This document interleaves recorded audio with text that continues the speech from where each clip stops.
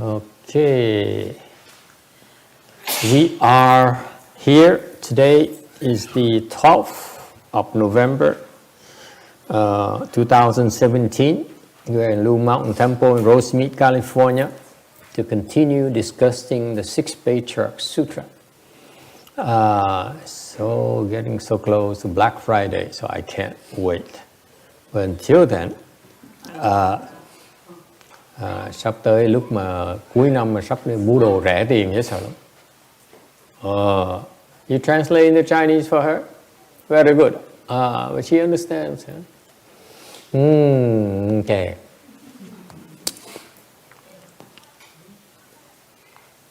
Let's see, where were we?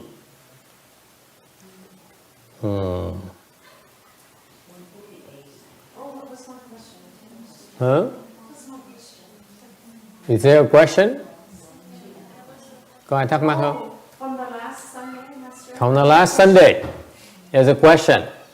Yes? What is sudden enlightenment? What is sudden enlightenment? Okay, for reference, để mình nhắc lại một tí, because I'm getting old and I don't remember anymore. Thầy càng ngày càng già, thầy nó càng mau quên lắm. Nhất là ăn như no nê buổi sáng trưa chủ nhật, là cái gì cũng quên hết. Especially after a good meal on Sunday morning at lunch. Bao nhiêu bài học trả lại cho thầy hết. So the 6th Patriarch, the text says he's at the age 24, the heard Sutra and awoke with the way. And when the Hoàng made to 6th certification, okay, là lớn 24 tuổi nhờ nghe kinh mà ngộ đạo, rồi đến viếng Hoàng Mai để mà cầu ấn khả. All right, and so he grew up in hardship, poor and educated, in confusion.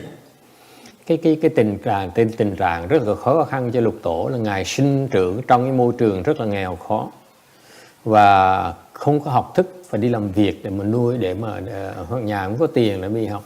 No money to get any education. So he imagine himself living in the dark for 24 years. Okay, quý vị tưởng tượng mình sống trong cái tối tăm 24 năm liên tiếp. Okay, it's very difficult circumstances. Thời cái tình hình nó khó khăn dễ sợ. And one day he heard layman recite sutra according to 6th Patriarch in his own mouth. And he says, I became enlightened. Chính cái miệng ngài Lục Tổ nói rằng tôi nghe kinh đó, nghe cái người ta tụng cái kinh một cái, tôi đắc đạo, tôi giác ngộ. Bỗng nhiên là just like you know, the mind is so confused. Cái tâm nó tối tăm dễ sợ lắm. And when he heard something, mà nghe cái lời kinh một cái đó, okay, all of a sudden a light bulb went off in his brain. Giống như có cái đèn bật lên trong óc như vậy. Now everything is so clear. Bỗng nhiên nó sáng dễ sợ lắm. Okay, that means he became enlightened, như vậy đắc giác ngộ. Okay, and as you will notice throughout this sutra, quý vị nghe cái để ý trong cái kinh Lục Tổ này, why is it so popular? Quý vị biết tại sao kinh Lục Tổ nó rất là thịnh hành không? Người ta thích nghe kinh Lục Tổ. Number one, of course, is that because it's very easy and simple to understand. Thứ nhất là kinh nó rất là giản dị, nghe dễ hiểu. Right? It's very easy to understand. Even you know, men can understand. Ngay cả đàn ông hiểu cũng được nữa. Okay? And what's the second reason? This is what is not obvious to you. Cái quý vị không biết. What's special about 6th Patriarch Sutra is throughout the sutra it talks about sudden enlightenment. Cái kinh Lục Tổ đặc biệt cái chỗ là nói về cái pháp đốn ngộ. Sudden enlightenment. Tuân ngộ. Đốn ngộ. What does it mean? Đốn ngộ, meaning that all of a sudden you are something happened.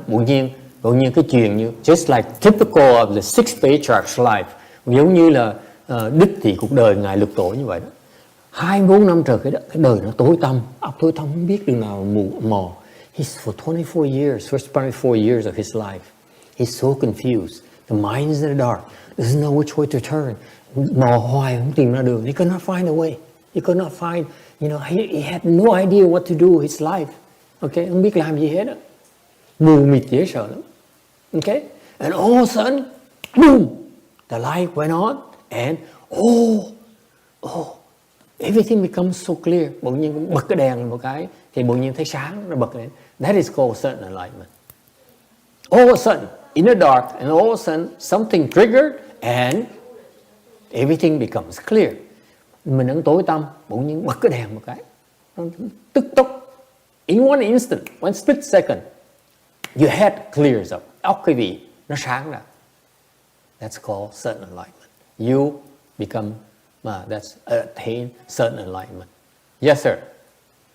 When you said sudden enlightenment, it means like they understand all the Dharma, all the sutras, or only Dharma that they are referring at that moment. So typical of Westerners. You need to know right away what does it mean. What do they understand? What's the big deal about sudden enlightenment, right? Unreasonable. Người Tây phương ta hỏi, the question is that, what is this enlightenment? Sudden enlightenment is he understands what? He understands about physics, geometry, math, medicine, astronomy. Is it a Carl Sagan or Stephen Hawking or something, right? Would you call Stephen Hawking a sudden enlightenment? Okay, enlightened being? Fair question, câu hỏi rất là có lý. Người Tây phương vậy. Hỏi là giác ngộ là sao? Giác ngộ có nghĩa mình hiểu là vật lý, mình hiểu toán, mình hiểu cái gì giống như mấy cái khoa học gia như vậy đó. Mình hiểu tại sao người ta nghe kinh mà ngủ gà. Yes sir, what is it? It's not an accumulation of knowledge, it's a state of consciousness. Thank you. It's not, according to someone, he says, it's not accumulation of knowledge. He says, it's a what? A level of consciousness, a state of consciousness. Cái này không phải là cái sự phối hợp của cái tri kiến của mình, mà bỗng nhiên cái thức mình nó thức tỉnh. Just like you wake up, just you wake up from your dream. This is the analogy. Like you live like you're dreaming, như quý vị đang mơ mộng. You say, you're driving down Pacific Highway and the wind blowing in your hair and your ears. Giống như quý vị lái xe rất là sung sướng với đường danh lam phong cảnh. Okay, and all of a sudden, from your dream, you wake up, bỗng nhiên đang mơ mộng, bỗng nhiên thức tỉnh lại. And then you realize, wait a minute, I'm still in my bed. Mình thấy là mình, đang nằm, thiệt ra sự thật của mình đang ngủ trên cái giường của mình. My reality is that I'm lying on my bed. I'm nowhere. I'm not driving a Bentley convertible. Không phải là cái trong cái giấc mơ mình cứ tưởng là mình lái chiếc xe là mắc tiền sang trọng dễ sợ. Không có. Thiệt ra mình đang nằm trên cái giường mà ọp ẹp của mình. That's a reality. Okay? Everyone's leaving. What's happening? Bathroom is locked.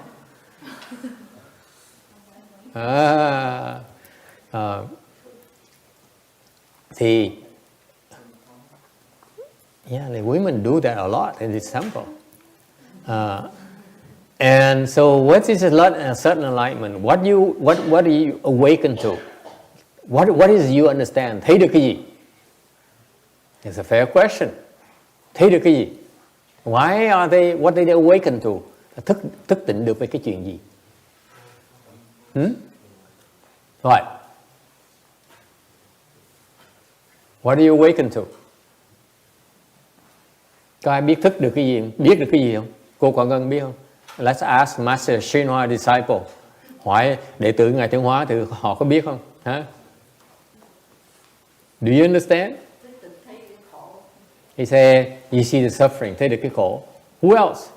Khổ thì mở mắt ai cũng thấy. You open your eyes, you see suffering everywhere. Yes, sir. true emptiness? No, he doesn't see true emptiness. Anyone? What does he see? What does he awaken to? Bỗng nhiên thấy được cái gì? What makes him different than before? What is it he understands that he could not understand before? Thấy được cái gì mà trước giờ ông không thấy được? Yes, that's ma'am. He said his ignorance. No, not quite. It says impermanence. You understand no thought? No thought. Yeah. Mô Phật thầy, thầy khổ hết 24 năm rồi. Càng nghe được cái tiếng kinh, nhưng mà Phật giáo nó tới giúp mình là tỉnh lên. He said he woke up because after all the suffering, he woke up. He just woke up. Okay.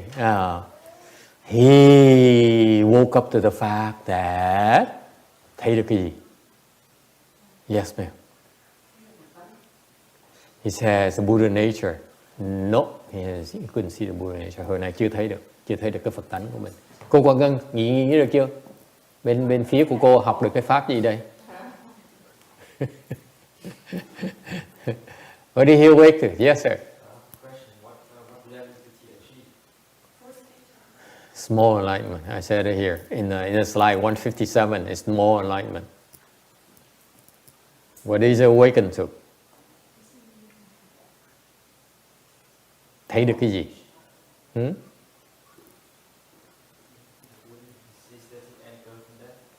And birth and death. Hết sinh hết tử. Yes.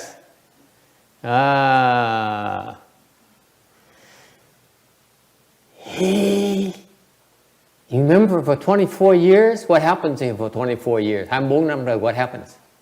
Billy, what happens for 24 years? What happened when you were married? Long story. Long story. He says. How much time do you have, Billy? Answer. Thì hỏi ông Billy, và trong lúc mà ông còn có vợ đó, ông cái chuyện gì xảy ra? Ông này dài dòng quá thầy ơi. It's too long. Yeah. Yes. No, he understand no affliction. No affliction. What happened, Billy, for while you were married? Lúc cưới vợ ra sao? What happened? Yes, you happy. You happy? Yes. No. You're not being honest. For 24 years, the 6th Patriarch was suffering. 24 năm trời. Khi nào cũng thấy khổ hết. Khổ trùng trùng. Tối tăm trùng trùng. He says, my God, life is so hard for me. I don't have enough to eat. I worry about my mother. Nó là cuộc đời tôi nó khổ quá. Ăn không đủ, mặc không có ấm. Mẹ thì yếu đớt, già cả bệnh hoạn. It's so much suffering. Khổ quá. Right? For 24 years. Okay? Nó không có tương lai hết. You know, there's nothing to look forward to in life. Every day is such a struggle. Mỗi ngày nó khổ sở dễ sợ, khó khăn dễ sợ. And then what happened? Nghe cái sao? Nghe cái kinh sao? Nghe một câu kinh chuyện xảy ra. What happened? What happened? Nghe cái câu vô sở trụ trên địa tâm là thấy cái tâm nó đâu có cái gì đâu mà khổ. What does it mean? Yes. Nghe kinh ưng như sở trụ như ưng vô sở trụ như sinh kỳ tâm. You should produce a mind that dwells nowhere. Yes. Nghe là cái khổ thầy. Bỏ cái khổ trở lại chồng cái khổ nữa. I say when you're suffering, piles up on top of suffering. The disciple of Master Sheng Hoa, they're so pessimistic. Mấy cái người đệ tử Ngài Thiên Hóa, họ bi quan dễ sợ, bi đót dễ sợ lắm. Đó. What? He suddenly realized that because the sutra says. The mind says, I'm suffering. It's so hard. Life is so hard. Nói là cái cuộc đời ông Ngài Lục Tổ lúc đó Ngài nói cái gì cũng khó khăn dễ sợ lắm. Cái ai cũng khinh thường tôi. Hồng tưởng tượng như con mình đi ra là nhìn mình khinh bỉ. Just I ask you, you go, you walk outside the house, everyone look at you and say, you low life. Yeah? They spit on you. Okay? Look down upon you. Ta khinh thường mình. Ta khinh bỉ mình. Ta mắng nhiếc mình. Okay, ta xài xể mình. Okay, khổ sở dễ sợ lắm, nhục nhã dễ sợ lắm. Again, it says, when it says, you should produce a mind that depends on nothing. Mới dạy rằng, kinh mới dạy nói là cái tâm quý vị đó không được dựa trên gì hết. His mind dwells on suffering. Mỗi ngày cái tâm mình cứ nói khổ quá, cụ. Có ngày chỉ thấy khổ không à. Nhìn đâu thấy khổ. Everywhere look so much suffering. Đâu cũng thấy khổ ấy. Now what happened? Suffering is gone. No more suffering. Tự nhiên thấy hết khổ. Why is that? Suffering stopped, ceased. Why? Because it's no one who's suffering. Không ai khổ ấy.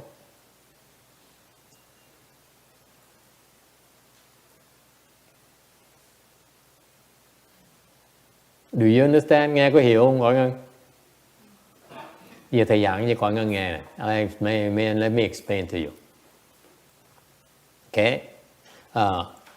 If you're suffering because you need to, because you're hungry. Ví dụ, quý vị nói đó, tôi đang khổ tại vì tôi đói.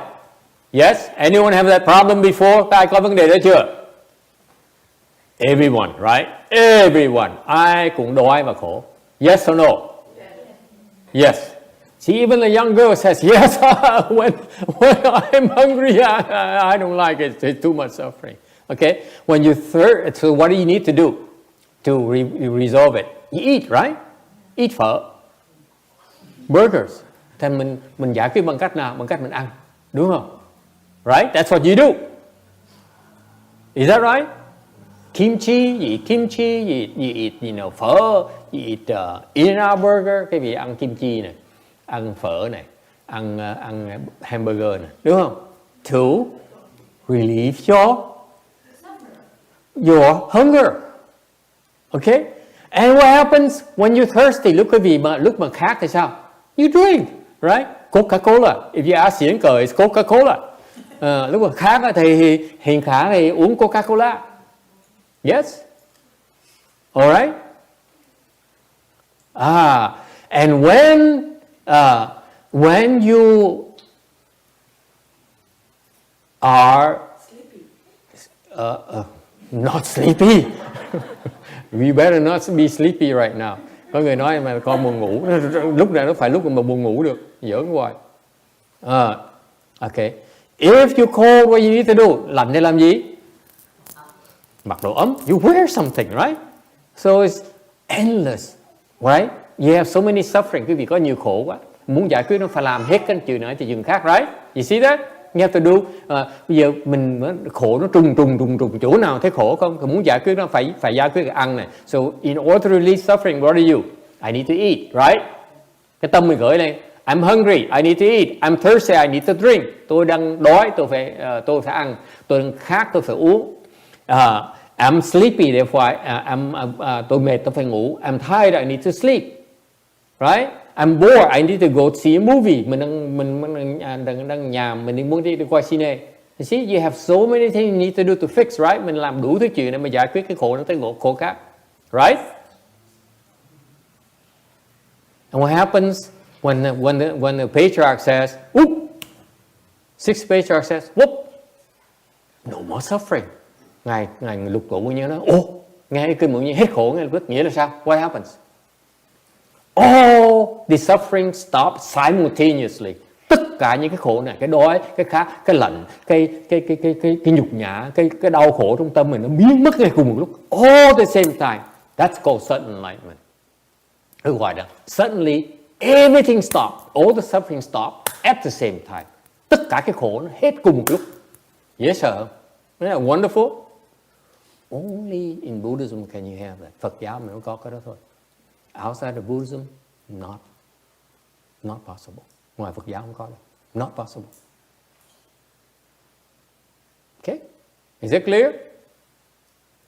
Nghe có hiểu rõ không? Does it make sense to you? I have two questions. Yes, ma'am. So, when on fourth stage Arhat have that experience, but then his skin is how it works, so if he's not in samadhi state, he can go back and forth, low level at the same time, sometimes? Can the four stages are suffering? Okay, we get hang on to that thought. Yes, ma'am. So when you say all the suffering stop, does it mean that when we hungry, we don't feel suffer? Or sometimes it's not hungry, or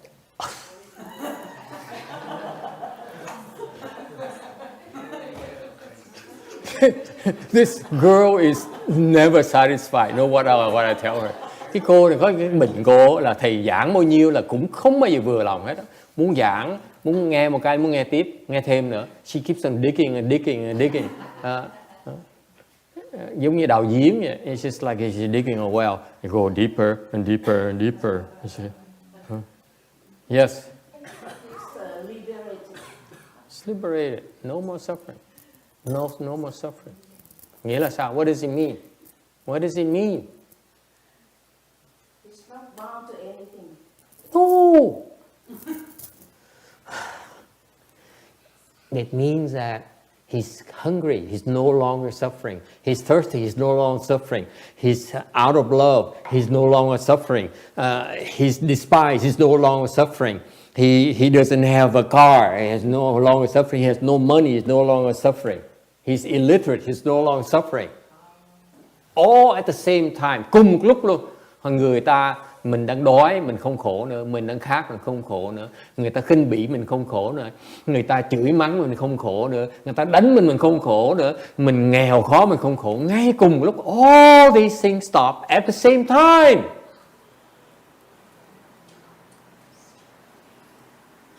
That's why it's called suddenly.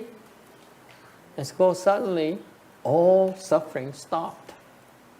Bỗng nhiên, đột nhiên, tất cả cái khổ quý vị đang có đó, nó ngừng cùng một lúc luôn. At the same time. My point to you, thầy đơn giản quý vị nghe, cái đốn ngộ nó đặc biệt. This is what's special about certain enlightenment. Nghĩa là tất cả cái khổ của cái đói này, cái khát này, cái thèm muốn này, cái nhục nhã này, nó hết ngay cùng một lúc nữa. At the same time, all suffering disappeared.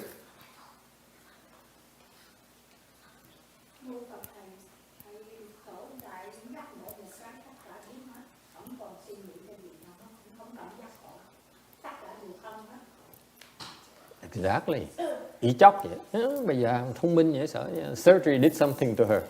Cắt cái chân nó rõ ràng nó có cái lợi ở trong. Trả lời ý chóc vậy. How is it possible when all suffering stopped? Làm sao tất cả khổ nó ngừng lại cùng một lúc được? Yes. I think because if he keep thinking, try to get that stuff, or money, or car, or fancy stuff, Yeah. he know he's not gonna have it, so he just Give up. give up. You give up. Billy says he's looking for money. He's looking for love from his wife, and he realized she's not going to give it to him. So Billy says, I give up. I don't care you give it to me or not. So there's no suffering. There's no more suffering. Billy says that way, I am no longer suffering. Really? No, it doesn't. Doesn't work like that, Billy. We don't believe you. The girls don't believe you. mấy phụ nữ là nhảy tưng nó đâu có cái chuyện đó được. Giỡn hoài. Yeah. You say, I give up. That giving up there is suffering. You just defeat it. You accept the fact that you cannot get it. That's suffering. Okay?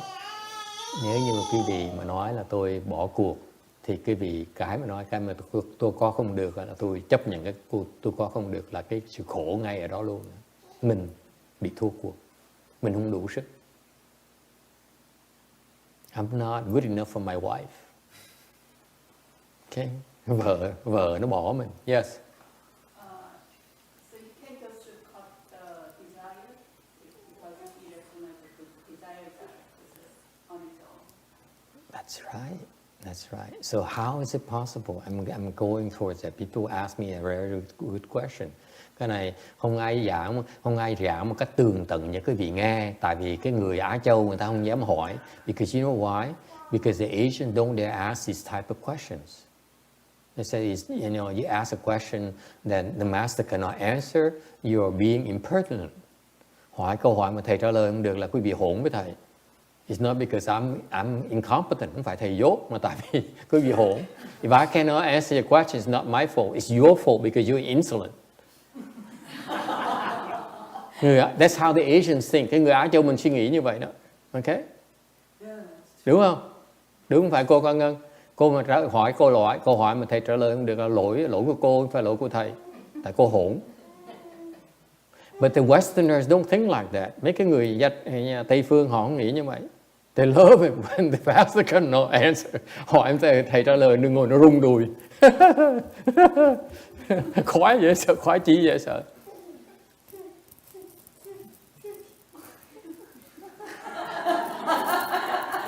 Even I Lũng agrees. Thằng nhóc ra, rồng con nó cũng cười khúc khích luôn nè. Okay?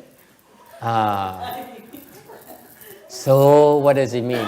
How is it possible all sufferings cease at the same time instantaneously? That's called sudden enlightenment. Cái đó gọi là đốn ngộ. Cái lúc đốn ngộ đó, tất cả cái khổ nó ngừng hết tất cả. Cùng một lúc luôn. How is it possible? Làm sao có thể có được? Yes, sir. He realized that he doesn't need anything. He realized that there is what? Thấy được rằng, he suddenly realized, bỗng nhiên thấy được. Suddenly realized what?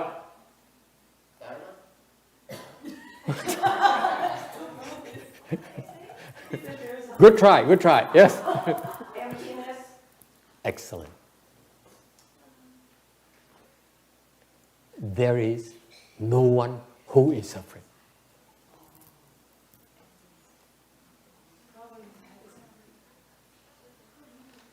Thấy rằng không có ai khổ.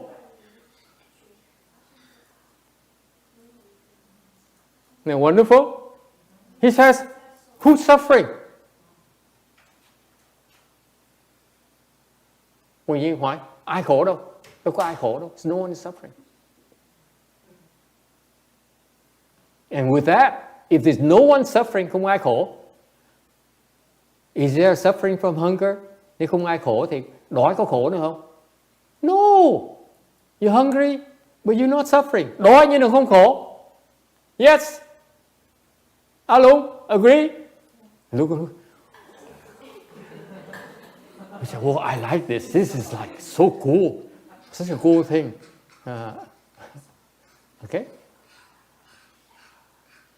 Không còn có ai khổ nữa hết. Who's suffering?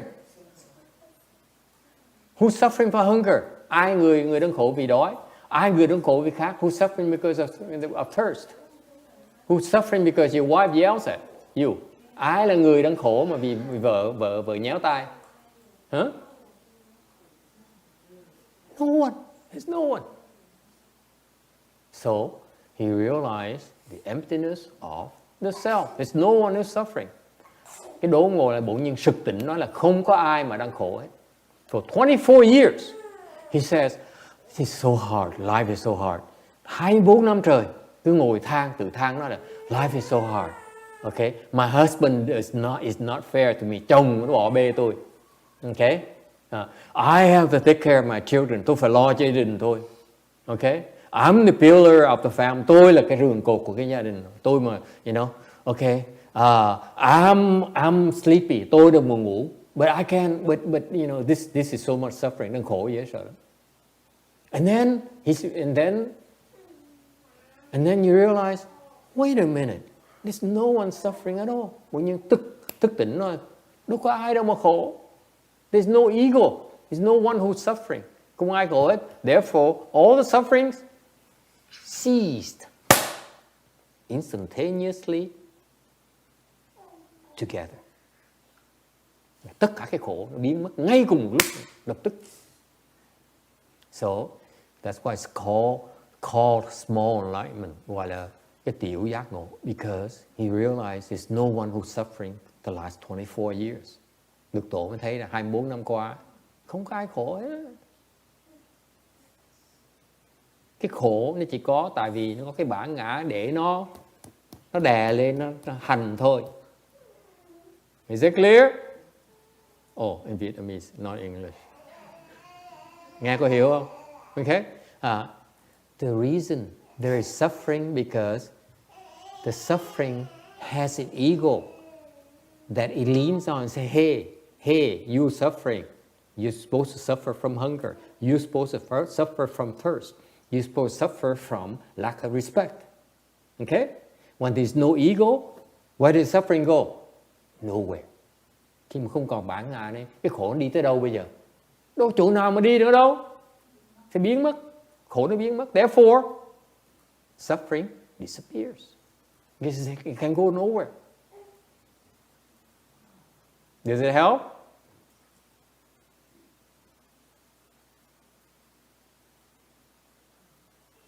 So he realized, I suddenly realized that there's no ego. There's no one who's suffering. Suffering only exists because there's someone who feels that he or she is suffering. Cái khổ nó chỉ có tại vì có một cái người, cái bản ngã nó nghĩ là tôi đang khổ, tôi đang buồn, tôi đang thiếu thốn. Nếu không có ai buồn, không ai thiếu thốn thì khi thốn là buồn, nó đâu có nhầm gì đâu. Does it make sense to you? Có lý là không có lý?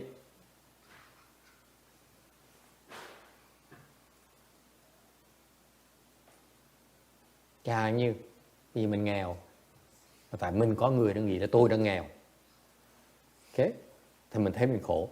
Còn nếu mình nghèo, mà mình thấy nghèo hay là giàu, nó cũng vậy thôi. Thì ai mà khổ đâu. Còn ai nữa mà khổ? Đâu có ai nghèo đâu, đâu có ai giàu đâu.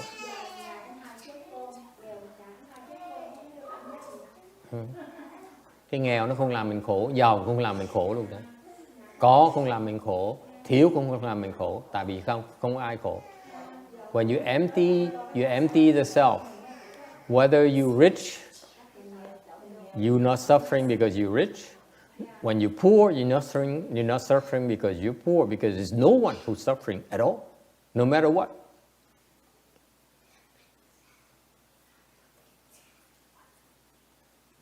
Question, ai thắc mắc gì không?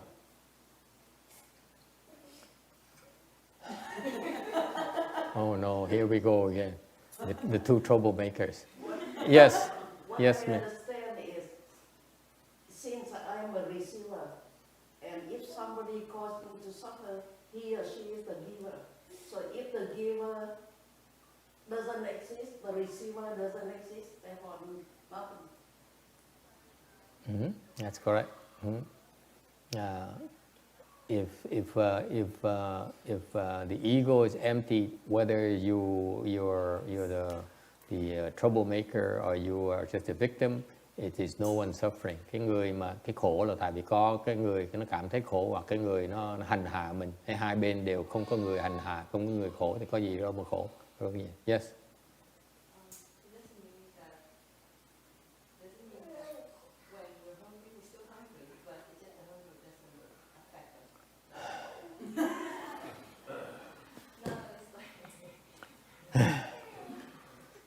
See what I mean? Even ancient had asked for a yard.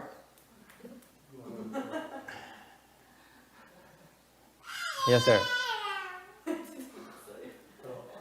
I know. He yelled at her. Yeah. If the self is empty, Shame on you, Alung says. Yes. and you're aware that the self is empty, it's empty, it can't suffer. And you're not attached to it. It's not suffering, you're not suffering. Who's suffering? That's the question. There's nothing to suffer. Right. There's no one suffering. There's no one suffering at all. That's why it's all disappear. That's the only way to make it disappear at the same time is there's no one suffering. You see, the worldly people, the worldly dharma, quý vị thấy nó tuyệt vời. Phật pháp mình có cái này thôi, Quảng Ngân. Người thế gian thầy giảng sao? Đói thì phải ăn, khát thì phải uống, lạnh thì phải mặc vào. Ok? Nóng thì bật máy lạnh lên. Hoặc đi tắm. Hoặc tắm biển. Hiểu không?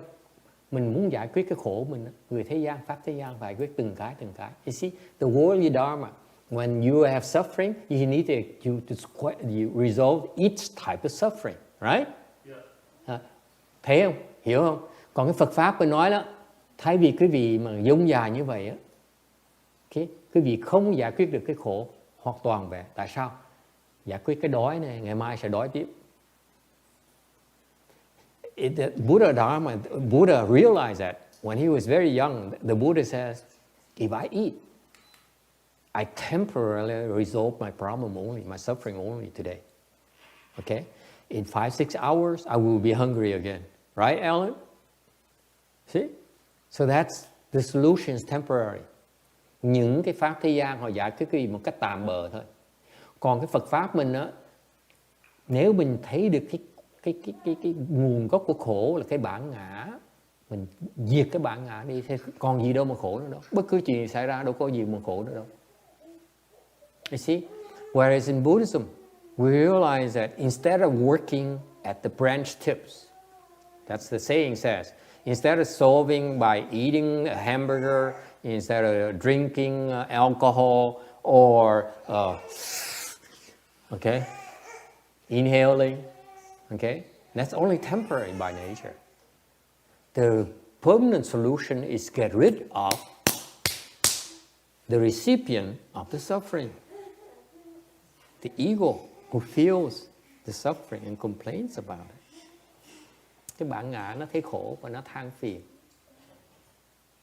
If you empty the ego, nếu cái bản ngã nó biến mất rồi, thì bao nhiêu này nó đi chỗ nào? Where do all the sufferings go to? Nowhere. Tất cả những khổ nó biến mất ngay lập tức. Does it help? Only in Buddhism can you have that kind of solution. Phật giáo mới có cái pháp như vậy thôi. Questions? Ai thắc mắc gì không? Does it answer your question?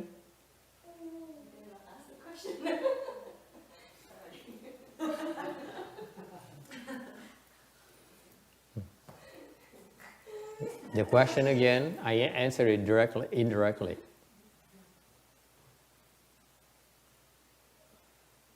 If there's no ego left,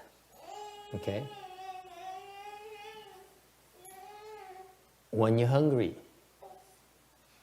you still feel hunger. Khi quý vị mất cái bản ngã rồi, lúc quý vị đói, biết đói, right? You're still hungry. You're still thirsty. Quý vị vẫn khát như thường, vẫn đói như thường. But are you suffering? Còn khổ là không? No. Biết đói nhưng đều không khổ. You feel hungry, but you don't complain. Đói mà không có than phiền. You feel hot, you don't complain. Nóng mà không than phiền. Right? Someone yells at you, người ta mắng mình không có cảm thấy nhục nhã. You don't complain about it. Okay? The thought arises, I'm so depressed. Life is so hard. That's what happened to the 6th Patriarch. Lục tổ đó quý vị biết không? Chán chường dễ sợ lắm. Cả một đời tối tăm, mù mịt. Chán đời dễ sợ lắm. I can tell you, my guess is that the 6th Patriarch is depressed like hell. Khổ dễ sợ lắm. Cái chán đời nó khổ dễ sợ. If you know about severe depression, every day, every moment, you feel bad. Cái bị bệnh chán đời đó, mỗi ngày, mỗi giây, mỗi phút, khổ sở dễ sợ.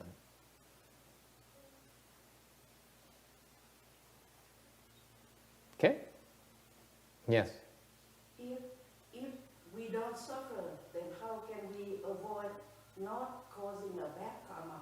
Let's suppose if I touch the hot stove and if it doesn't hurt me, then I will touch it again. So how can we, if we don't suffer on the consequences of the bad karma, then how can we prevent not generating the bad karma? I know they're always troublemakers. Okay.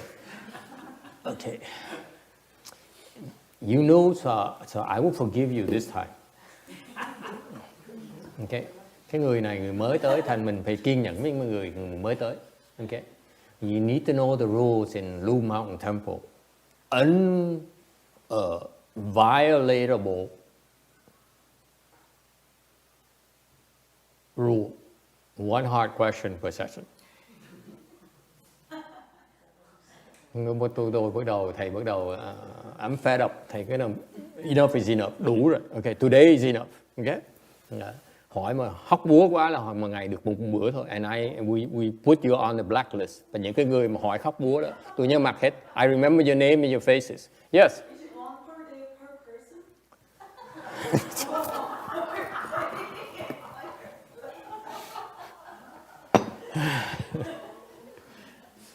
Don't you have to go to Korea very soon?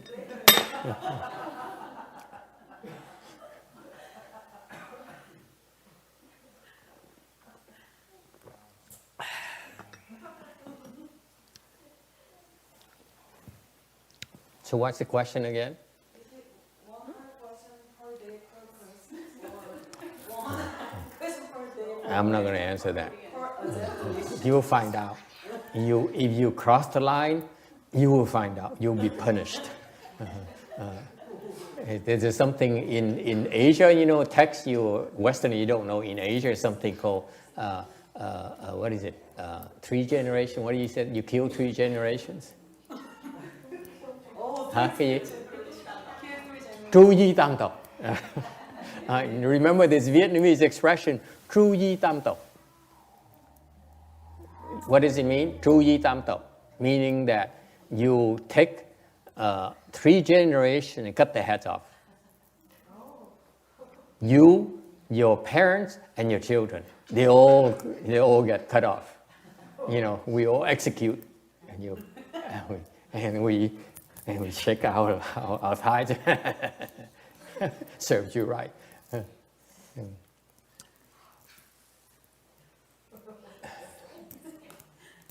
So what's your question again? Remember, this is the last chance for the month. Yes. Okay. So then, if there's no ego, I threatened her, and do you think that she will withdraw the question? No. Thầy giảng có cái tội là tru di tam tộc, mà hỏi mà hóc búa quá là một tháng hỏi được một lần thôi. Mà hỏi cô hỏi là hỏi mấy lần rồi, thầy hỏi có câu hỏi không? Vẫn cứng đầu hỏi tiếp như thường. This woman here is undaunted. Yes.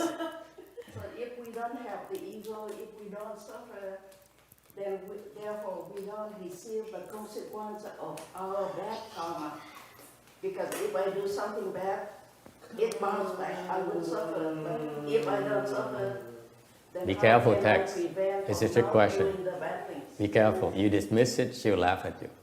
Her question is very tough to answer. Because I will tell you the Arhat wouldn't know how to answer it. Even an Arhat cannot answer her question.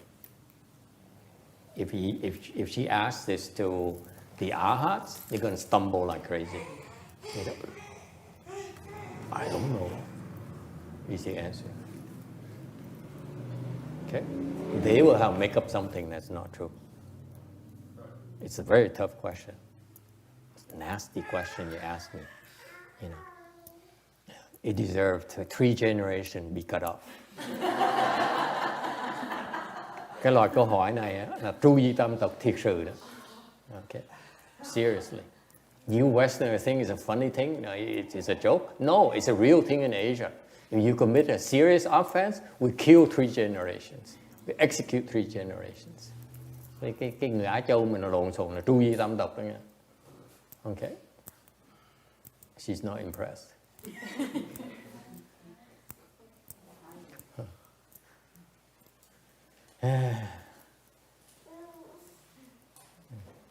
Poor Jin Xiang, you know, he says, it's so stressful. Căng thẳng tinh thần quá. Thôi, what her question is very good. Câu hỏi rằng ác gọi là ác ôn côn đồ gì đó, không biết cái phần còn lại. Yeah? Thầy mặc dù mình không có ego, mình không có cái tâm mình đã được tâm rồi, Dạ, kêu Phật, kêu Bồ Tát là không thân rồi đó. Nhưng mà mình khổ hay là khi đó kêu Phật cũng đâu có giết mình đâu. Vì cái tình thương mà người ta trong cái tâm không nó có cái tình thương phải là tâm không đâu, nhưng mà luôn luôn là có cái công tác rồi. Không phải không hậu quả là muốn giết, muốn thảm, muốn hiếp, muốn đốt người ta là đốt đâu, mình tâm không mình làm cái được. See? Cái chuyện nhỏ lành nhất. 7 sentences. See what I mean? Quý vị thấy không? Thầy nói trả lời ông nội là 7 câu trả chưa xong, trả lời chưa xong. I told you this, you know, that you cannot answer this question because it's a very tough question to try to answer. He's on to his 7 sentences already, still not there yet. Yes, sir. How would you answer her? He's not suffering anymore. So, like, if there's bad karma or karma like it's coming, he won't just take it. He will just take it because he's not suffering anymore and he's not producing more karma taking that one. Because he's not like attached to the results. Very, very good, but not quite. It's very good. It's very clear thinking. Very, very good. But it's not, it will not answer her question. She will laugh at us. Yes. Anyone else? Ai muốn giúp thầy không? Anyone wants to help? Ai muốn ai cứu bồ không? Ai muốn cứu bồ không? Yes, ma'am.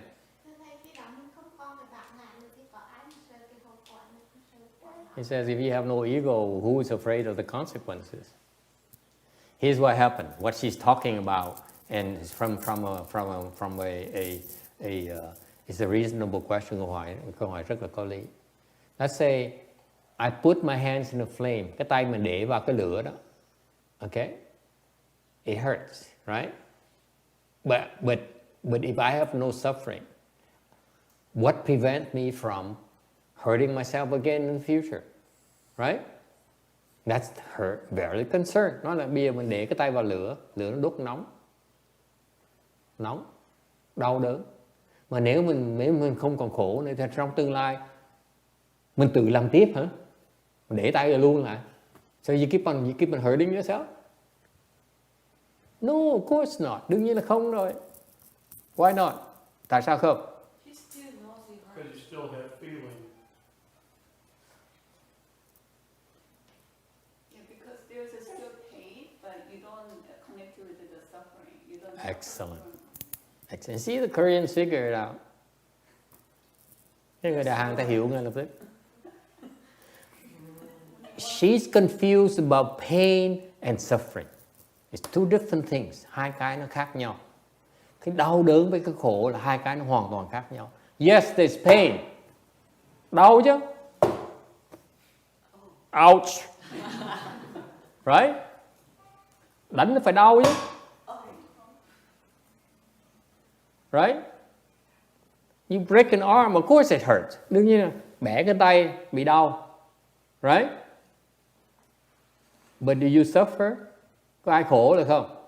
Of course you suffer. Đương nhiên cái việc khổ. But the 6th Patriarch, does he suffer? No. He's still hungry because he's poor. Ngài Lục Tổ lúc đó vẫn đói như thường. Nếu có thấy khổ, còn thấy khổ không? Không. Thành cái câu trả lời là mặc dầu mình không còn thấy khổ nhưng vẫn thấy đau, nhưng thành là mình nhớ lần sau không dám bỏ vào đó nữa. Okay, so the answer is that even though you are not suffering, you still understand pain. Therefore, naturally, you will stop doing that. Does it help? Có lý là không có lý? All right?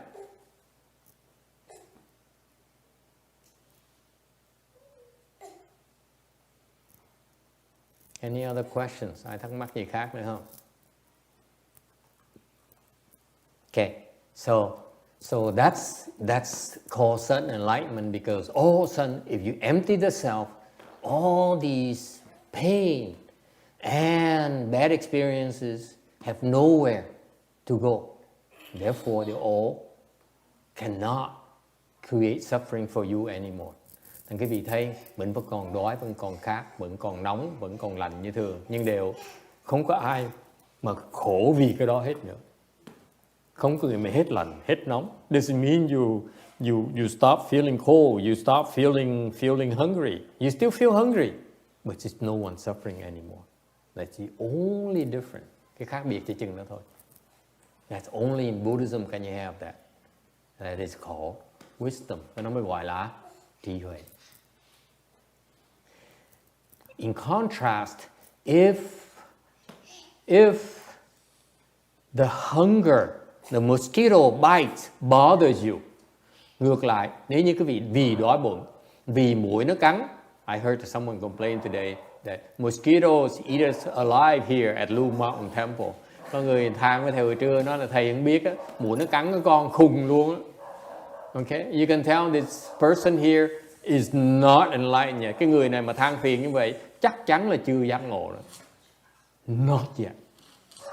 Why is that? Because she's suffering. Tại người ta thấy khổ. Nói mà cái mặt cái nhăn, cái bị. I mean, when she talk about, you don't realize we eat alive by a new mountain of mosquitoes. Vừa nói mà cái mặt nhăn nhó, đau khổ dễ sợ. You know? Not enlightened. Okay.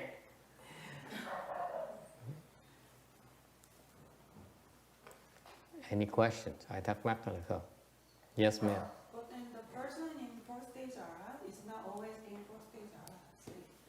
So the question is he always fourth stage Arhat? That is state of samadhi. If you exit that state of samadhi, then you suffer. Nếu quý vị mà cái lúc mà quý vị vào cái thế mà vô ngã đó, mà quý vị mà xuất cái định đó, cái định có cái định mới vào vô ngã được. You have to enter samadhi before you have more self. Not always. So when you're not in samadhi, you suffer. Nên cái vị không ở trong định sẽ khổ. And that's why the Hinayana said, don't talk to me. Don't talk to me. Don't give me money. Thằng bên Nguyên Thị họ khôn lắm. Họ nói là đừng nói chuyện với tôi. Đừng có đưa tiền tôi. Okay. Đừng cúng dường chùa cho tôi. Don't give me temple. Don't give me red Ferraris. Đừng cho tôi xe đỏ. Don't bow to me. Đừng có lại tôi. Why? Because they want to be in samadhi. Họ muốn trong định. They don't want to be disturbed. Họ không muốn bị quấy nhiễu. Because as soon as they say, oh, nice car. When you nói, trời xe đẹp quá. Good food. Đồ ăn ngon quá. That is suffering. Đó là khổ.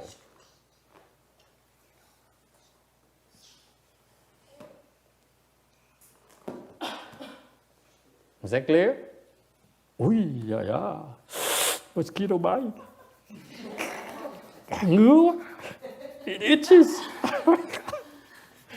That is what? Suffering. Whereas if you truly are an art, cái người tứ quả hả? So what? Bite some more, man. Hút thêm đấy con. I give you my blood. Okay? Any other question? Ai thắc mắc gì không? All right. So that's what the patriarch says.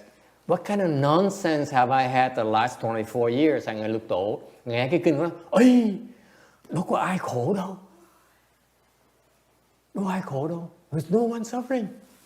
There's no one who's suffering because of hunger. Không ai khổ vì đói hết. There's no one suffering because of poverty. Không ai khổ vì nghèo hết á. He's still poor. He's still hungry. Vẫn đói vẫn nghèo như thế. Đều không còn khổ nữa. Doesn't feel any suffering anymore. Không còn ai khổ nữa. There's no one who's suffering. Does it help?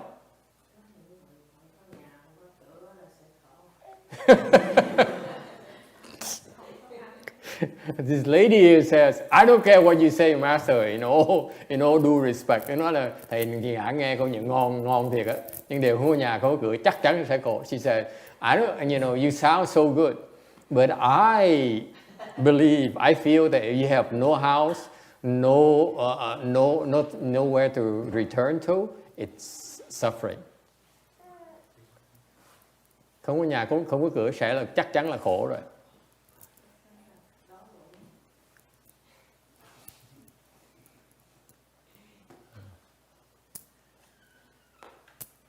Alright? Precisely, cái đó đúng. It is so true. It is so true. That's right there is a proof why people suffer. Cái đó là bằng chứng khi biết là tại sao người ta khổ. Do you get my point? Nghe có hiểu không? You see why they're suffering? Because she says, I need a house. Ta nói, tôi cần cái nhà để mà ở. Tôi cần cái này. Không có cái này tôi sẽ khổ. If I don't have the house, I would suffer. Yes. I realize when you have a house, you have more suffering. Too much problems. Có người còn nói thêm nữa, có cái nhà thấy càng khổ càng nhiều hơn nữa.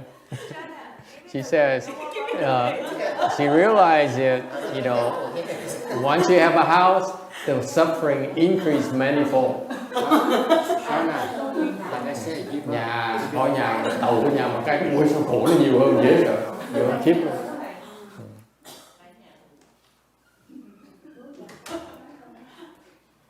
So that's why. Vì tôi cần cái nhà, thành ra tôi mới khổ. Không có nhà sẽ khổ. You believe you need a house. That's why if you don't have a house, you suffer. Okay?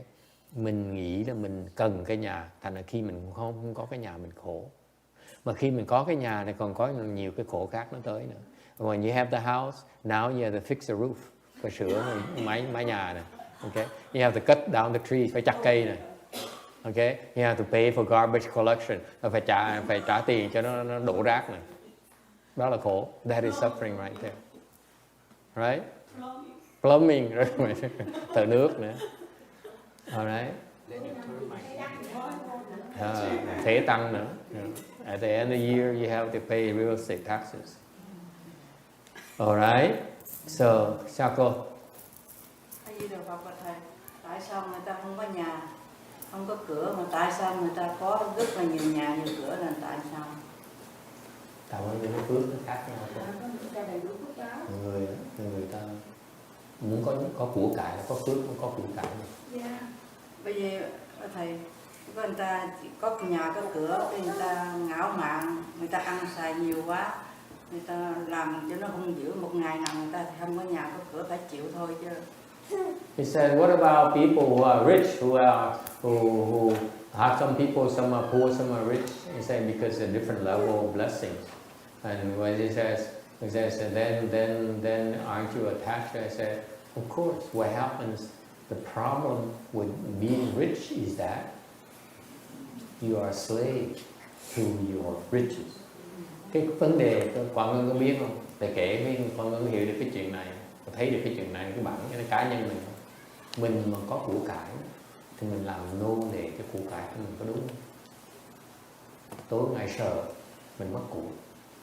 Day and night you worry about losing your assets. I would tell you that Bill Gates used to be the richest man in the world. Ông Bill Gates trước ông là có một thời ông là năm là ông là đệ nhất, giàu nhất trong cái thế giới này. Now he's surpassed by someone else. Bây giờ có thua người ta. So now I assure you, these people day and night they worry, am I gonna be surpassed again? Sợ mình không có giàu bằng người ta. Không chỉ mất mình chỉ thua người ta thôi là chịu không nổi nữa rồi. Just it's not about only about losing your wealth. It's about you being surpassed by someone who's wealthier than you. That is something. You are a slave to your assets. Suốt ngày chỉ lo giữ của, lo hốt của. Every day you're worried about losing your assets and accruing more assets. That's what it's called in the world of wisdom. It's called you're a slave to your wealth. That's all. Mình chỉ làm nô lệ của tài sản mình thôi. Okay. Yes. And if you generate to give? What if you generate to give? You must be foolish. What's the point of making money and then giving it away? Then don't make money. Mình làm tiền xong mà cho hết làm cái gì? Sao làm tiền làm cái gì? Why? Anna, tell me, why is it you want to make money to give it away? Tại sao mình làm hết đủ thứ tiền để cho cái làm cái gì? Right? Giống như bà cụ nói, tôi cần cái nhà. Everyone needs a house. Okay? Right? Why would you want to give it away? Có nhà xong cho ta cái nhà. Thì có nhà làm cái gì? Why would you get a house if you're going to give it away?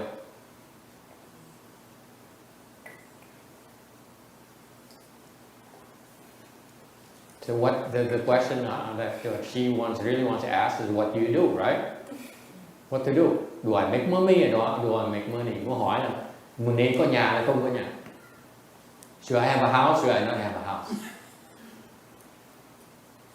Nghĩ sao? Huh? What do you think? Cái gì nghĩ sao? If you ask me, I'm voting for having a temple. Thầy bầu cho mình có cái chùa nó tốt hơn. Don't have houses, have a temple.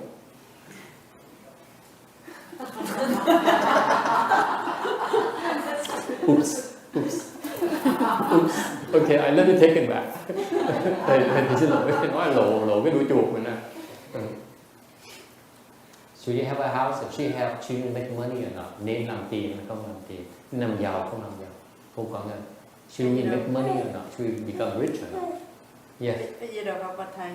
Thầy làm con người thì ai nào cũng cái tuổi trẻ thì cố gắng làm mà dành dụm mua được căn nhà mình trả nó giúp thì mình tới khoảng 40-50 tuổi thì mình khỏe rồi. Rồi có một người đó nó mới lớn lên, nó đi xã hội ăn chơi rồi cha mẹ có tiền ăn chơi đồ này kia. Một ngày nào đó 40-50 tuổi rồi đó, phước hết rồi đó thì chừng đó khổ đi phải đi vất vả đồ này kia. Rồi cái người này đó biết dành dụm nó thì nó đâu có khổ đâu. Hai người nó coi theo ấy, một người khổ, tại sao hai người đi ra làm ăn mà một người khổ một người không khổ, một người biết dành dụm một người không biết dành dụm. Goyin says you poor because you don't know how to save, or you don't really work, you don't know how to save. Cái cô là cái kinh nghiệm cô nói là mình nghèo thì mình phải làm việc xong mình dành dụm mình mới giàu được, đúng không? Mới có của cải được. Không chịu làm việc, nghèo không chịu làm việc thì chừng nào mới khá được, đúng không? She's right. Let me tell you a story. I just wrote it down on top. Thầy đang biên một cái bài soạn cái bài khai thị. Okay. I'm going to give it to you before I give it to Kim Di. Ngay nha, chia sẻ cùng cái bài khai thị trước khi chia sẻ với cô Kim Di. Because she decides what to publish in terms of Dharma talks on the website. Okay. Cô quyết định mỗi tháng đăng cái bài khai thị này. I have a new Dharma talk I haven't given you yet. Thầy đang có cái bài khai thị mới mà chưa chia sẻ cùng cô Kim Di này. It's about a man called Mahavir. It's a man, cái người ông tên ông Mahavir. Would you like to hear? Muốn nghe không? Mahavir là một người rất là nghèo. He's very very poor. He is an orphan, người mồ côi.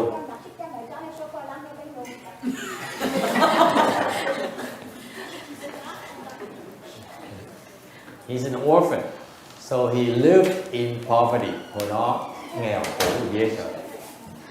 Okay? Thì ông nói sao? He says, when you're suffering, ông nói khi mà khổ, okay, then you should use it to strengthen your resolve. Khổ, đang khổ, phải bền chí. Alright? And he says, when you're old, then you should even become more gân hộ. Khi mà già, hăng chí. You get that, Anna? This is very Asian. It's so Asian. This is a Chinese guy. Đây người Tàu. You hear that? He said, when you're poor, strengthen the resolve. Nghèo khổ đó, okay, khổ sở đó, thì mình phải bền chí, don't give up. Strengthen the resolve, don't give up, đừng có bỏ cuộc, okay.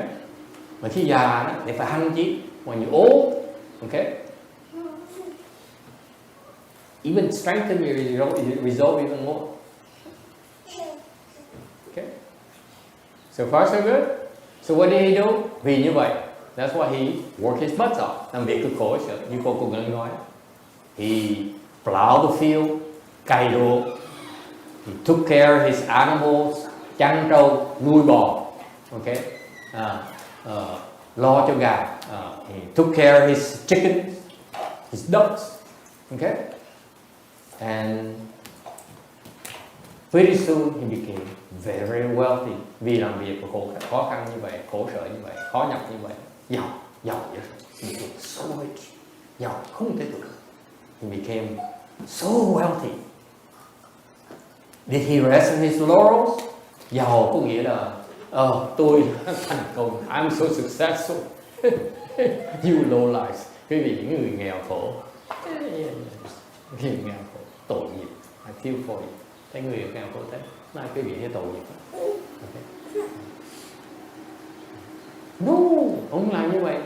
What did he do? He says, ông nói sao? He says, if you have assets, you're wealthy. Nếu quý vị có tài sản,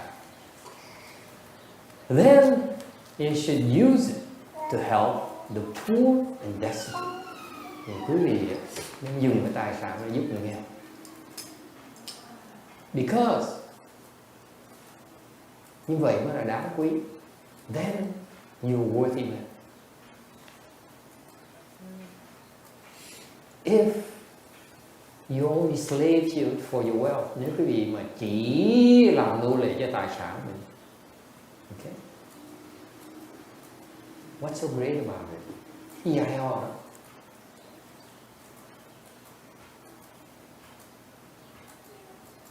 So what did he do? Làm gì? He gave away all his assets, cho hết tất cả tài sản cho người nghèo, to the poor.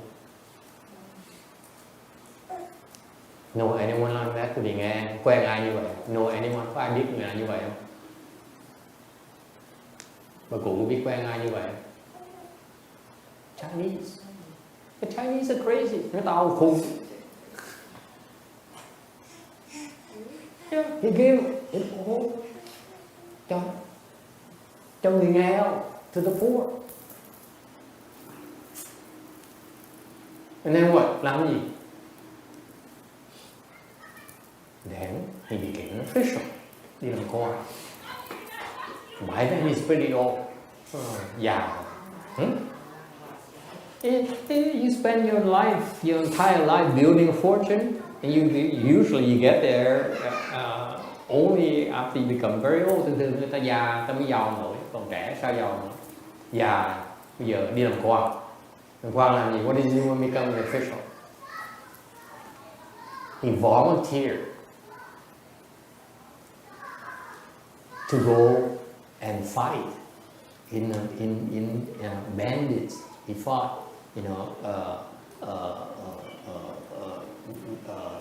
wars very far, đi xa, đi đông, đi tây, đánh giặc.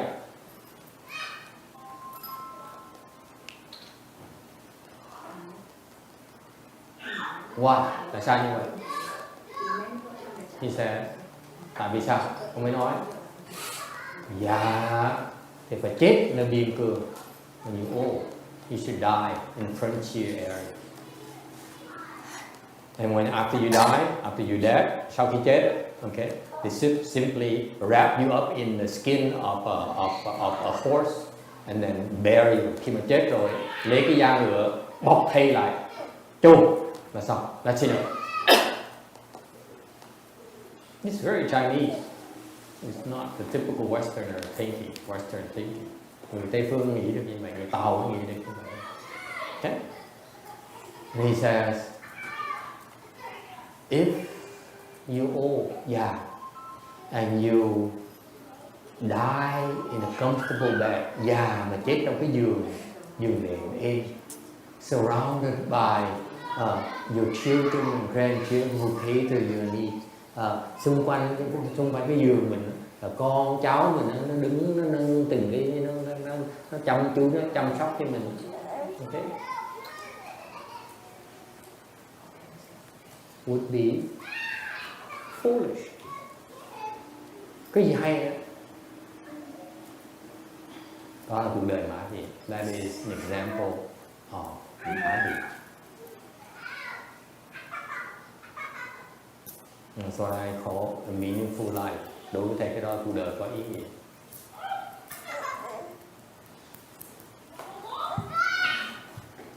Nào, Vũ Nhiến is a tip for Vũ Nhiến thân. Đây là cái vấn đề mà cái cuộc Hoàng Ngân chắc là muốn hỏi mà không biết hỏi cách nào lịch sự mà thầy không bao giờ. Vũ Nhiến is trying to think of a way to ask this question without offending me and suffering the consequence of 3 generations being executed. Hỏi một cách lịch sự để mình khỏi bị truy tâm rồi.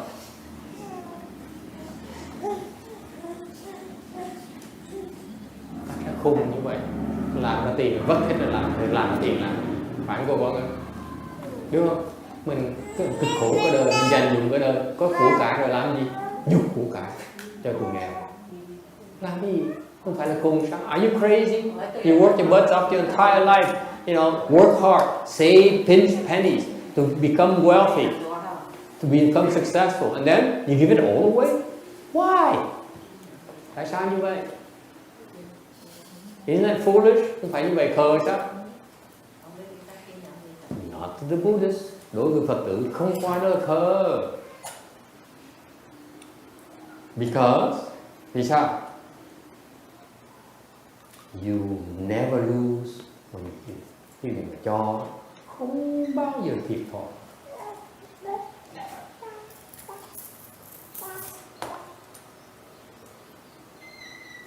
If you give willingly, cái gì cho mà cam tâm mà cho, tình nguyện mà cho, without being asked, just like Mã Việt.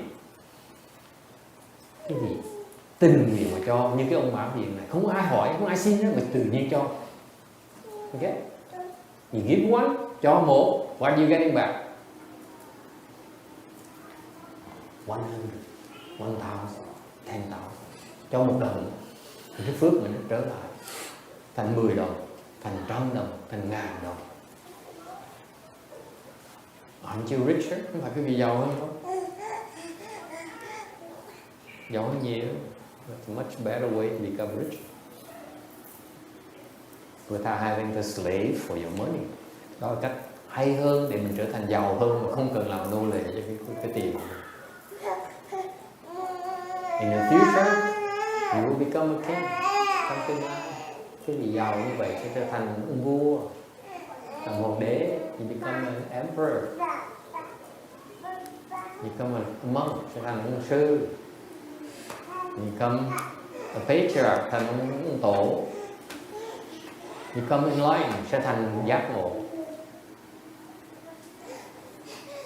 How do I know? Sao thầy biết được? That's what our world honored one did. Ngài Thích Ca Mâu Ni đã từng làm như vậy rồi.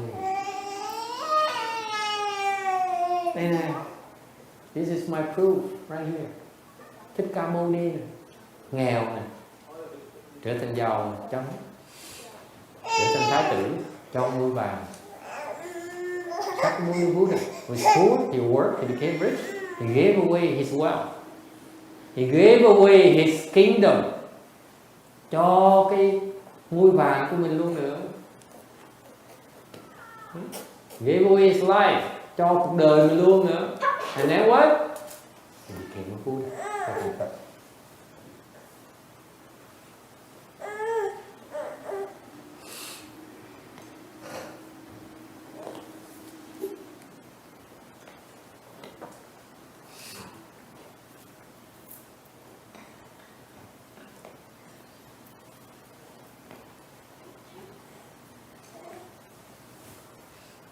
Questions? Ai thắc mắc gì không?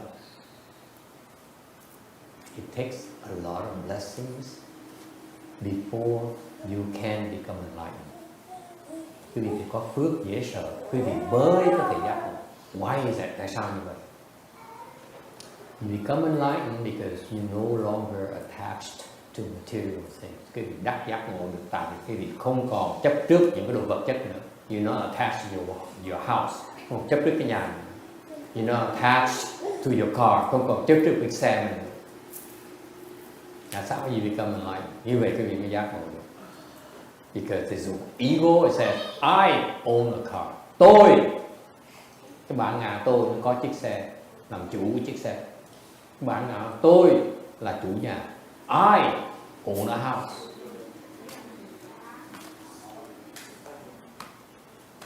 Okay. On the other hand, ngược lại, if you own $1 million houses, nhiều quý vị cái tài sản cô Quảng Ngân là 1 triệu cái nhà.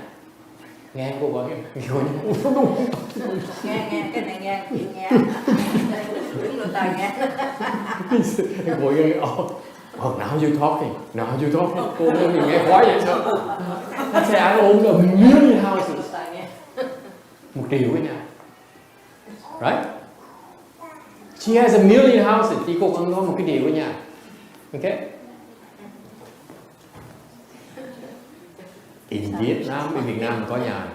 In China, bên Tàu cũng có nhà này. In Myanmar cũng có này. Miến Điện cũng có này. In France cũng có này. Nhà bên Tàu, bên nước Pháp cũng có này. Okay? All over the world, khắp cái thế giới này. She has 1 million houses. Có 1 triệu cái nhà này. Yeah? Right? Nghe cô bạn ơi?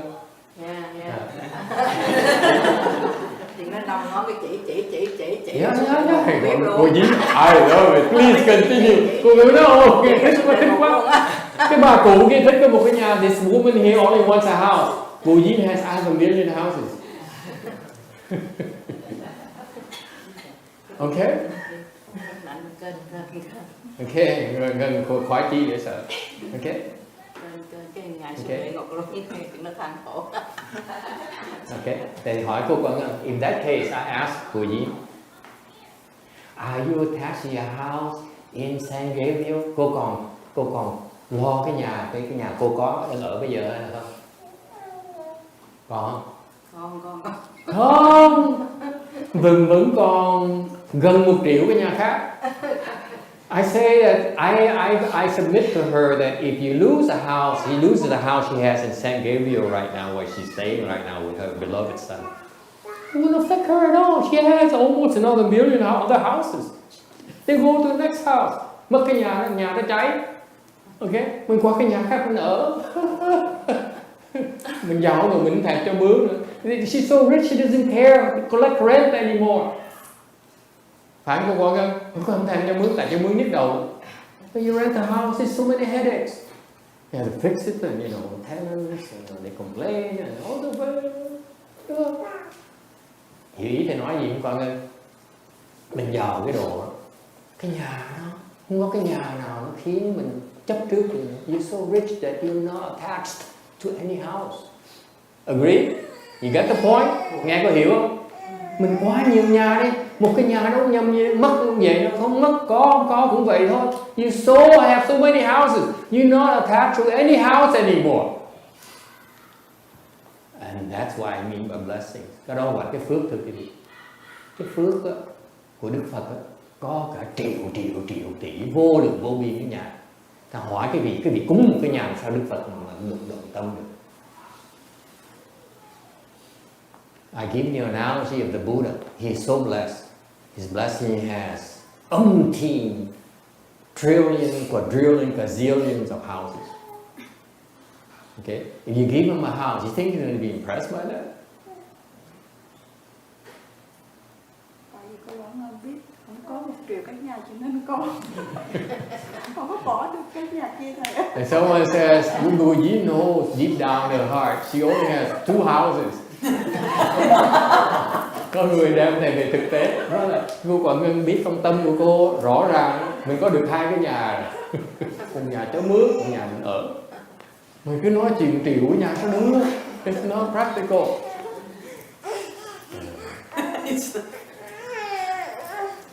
tuyệt lời đó. Okay. Tại vì mình phải cho 2 cái nhà mình có mình mới thành được 20 cái nhà. I'm trying to convince Bujit, give away the 2 houses. That's why you get 20 houses. Never mind, it's not working. I'm not tell you, forget it. I'm not. I give up. Okay, so that's what happened is that we go back to the principle here. That is a certain enlightenment is that you at that moment that you realize that your ego, there's no ego here who's suffering. All suffering cease. It's called certain enlightenment.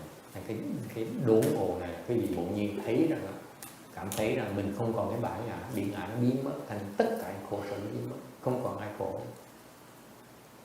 Okay, you only do that because you're not attached to houses. Quý vị đốn ngộ là quý vị giàu quá, quá phước quá, thành cái nhà nó không thèm nhà nữa. You're not attached to houses anymore. You're not attached to money anymore. Quý vị không ham tiền nữa. Does it make sense to you? How is it possible? If you give the house to me, oh my God. Đương nhiên mình thấy nhà mình thích là tại vì mình chưa đủ phước. The reason you attach to your house is because you do not have enough blessings. That's my proof. Thầy nói vô dài để chứng minh cho quý vị thấy cái lý do quý vị còn chấp trước là tại vì quý vị còn nghèo mới chấp trước được. Nó giàu quá đến độ mà không còn cái gì khiến mình chấp trước được nữa. You're so rich, nothing can make you move. Is that clear? Cái người có phước mới tâm không động. Cái người mà còn nghèo thấy tiền còn tham. You poor, you see money, you say, oh, this is so nice. Right? Có bằng tới thì quý vị thấy cái người có phước và người không có phước khác nhau chừng đó thôi. That's the difference between those with blessings and those without. Người thiếu phước được ôm cứng, ôm chặt. Vì you don't have enough blessings, you hang on to what you have because you're afraid to lose it. When you have a million houses like Bujit, you lose one house. Nhưng còn ngược lại cô cậu Ngân, phước cô là 1 triệu cái nhà, mất cái nhà cũng vậy, cháy cái nhà cái gì, không nhầm gì đâu. Thành cái đó phải tu bởi vậy. My conclusion, create blessings is critical to your ending of your suffering. Bởi vậy kết luận là sao? Quý vị muốn khổ, ngừng lại cái khổ là phải xả phước.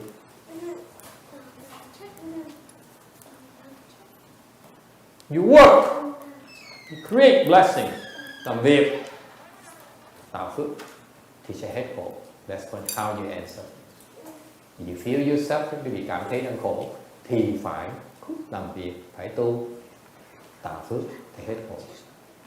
You feel you suffering, you work, you create blessings, okay? You cultivate. That's how you end suffering. Any questions? Ai thắc mắc gì không? You know how blessed we all are. Quý vị biết, quý vị có phước được chừng nào nghe được cái bí mật này. You have so many blessings. That's what enables you to hear this particular dharma of ending all your sufferings at once. Cái pháp là pháp đặc biệt, nó tiêu trừ hết tất cả những khổ của mình ngay một lúc. And that's what's special about 6th Patriarch Sutra. Và cái pháp lục tổ này nó đặc biệt cái đó.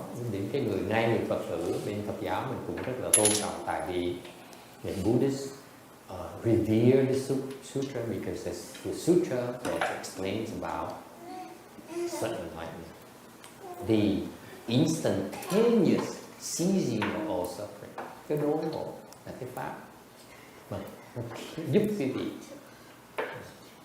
lập tức tiêu trừ hết tất cả cái khổ. Questions?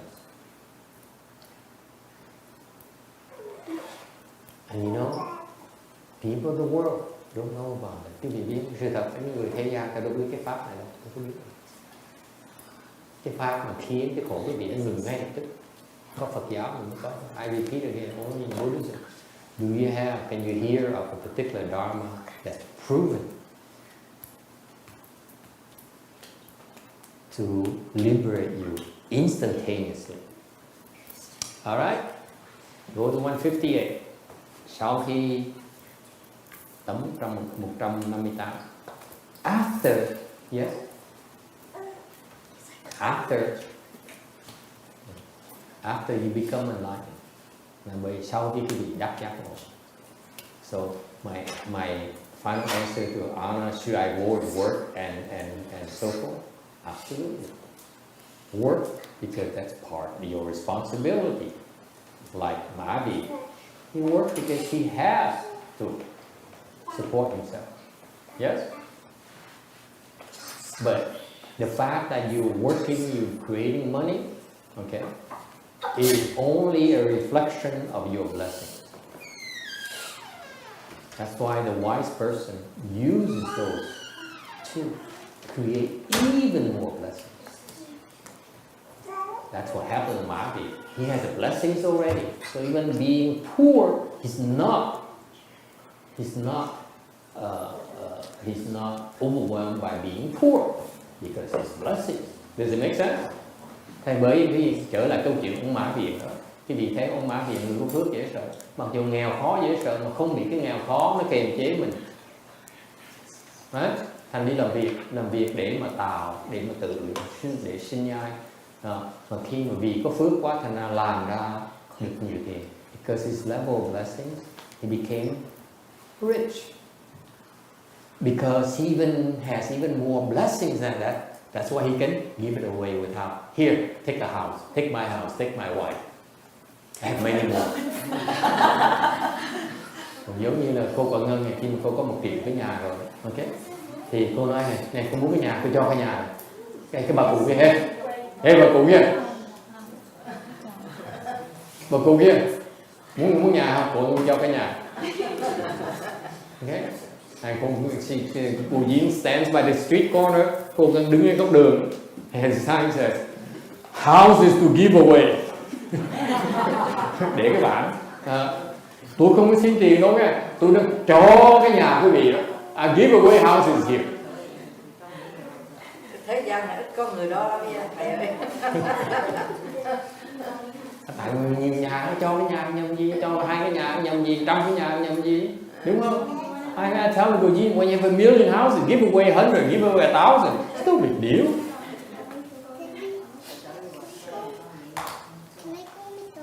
Cái ý thầy nói là khi mà quý vị giàu quá, có phước quá, cho cái nhà chẳng nhầm, thấy chẳng đúng, nào đúng vậy. Okay? You're so rich that you lose a house, you give away a house, big deal. It's not. That's how you become enlightened. Như vậy mới giác ngộ.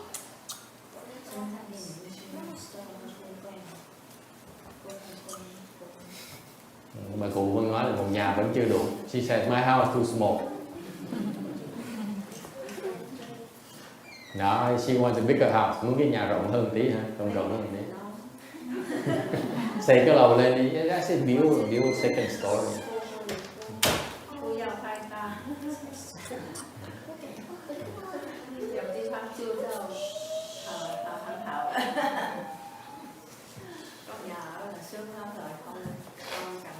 Did it make sense to you? How is it someone so stupid that you give a house? Big deal. Thì sao cái người mà đưa cái nhà mà nói là có thể nói cái nhà mà nó cái nhà thôi hả? Đưa cái tài sản đó chứ, đưa nhà nhầm gì? Why? Tại sao vậy? Tại người ta giàu quá, đưa nhà ta tỉnh bơ. He's so rich that one house is not going to affect you.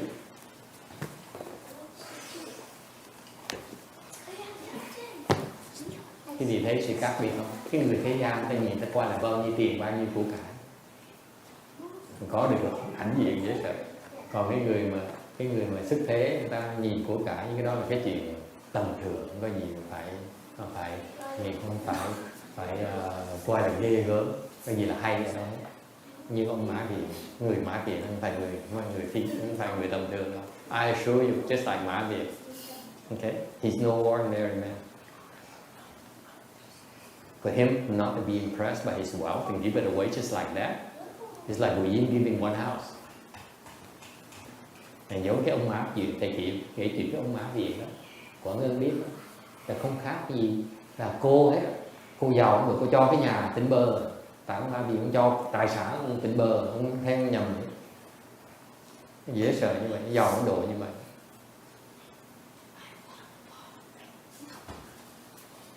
Còn người nghèo như Bill Gates thì sợ.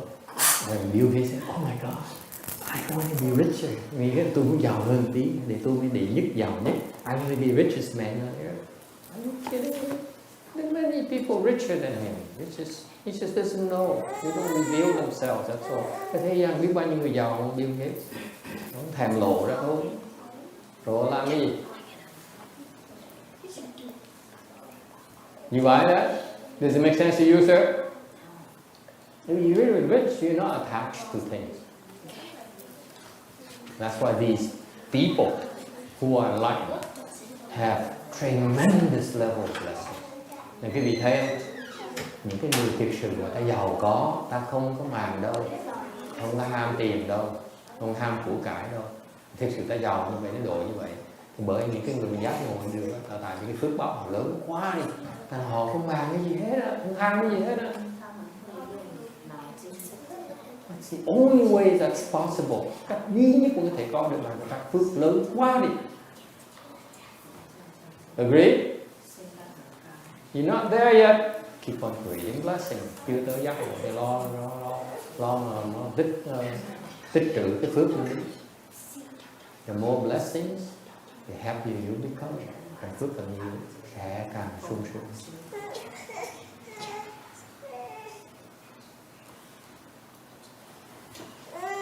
Okay.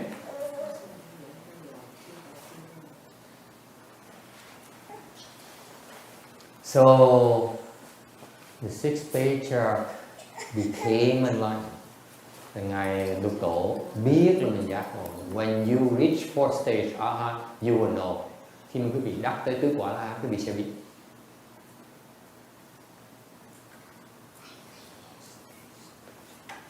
Okay? You will know. You're there. Quý vị sẽ biết. And that's why he says, I better get certified because you never know. Khi mà quý vị tới giác ngộ rồi, là cái pháp và cái cầu thì cái thức của người ta xác nhận cho, tại mình không biết tại sao mình quay vậy, tại sao? Because when your mind is confused, là khi mà cái óc quý vị nó còn mê muội, you can imagine, quý vị tưởng tượng, nó khiếp vậy sao? It's very scary state. When you just confused, khi quý vị còn mê muội, you ask stupid questions, khi hỏi câu hỏi dốt dễ sợ.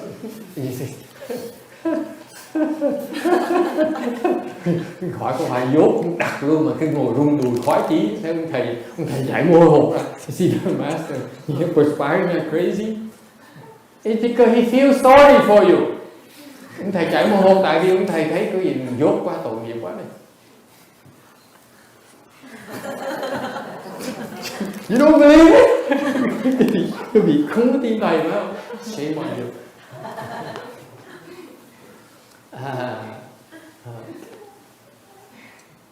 Because when we are confused, we know. Khi mà cái gì mà khi còn mê muội. Okay. Đức Phật biết rằng, the Buddha knows that you're capable of imagining anything. Cái gì lúc mê muội có thể tưởng tượng bất cứ cái gì. You think of yourself as Buddha, tưởng tượng mình là Phật. You think yourself as God, tưởng tượng mình là Thượng Đế. You think yourself as irresistible. Mình ngon dễ sợ. Okay.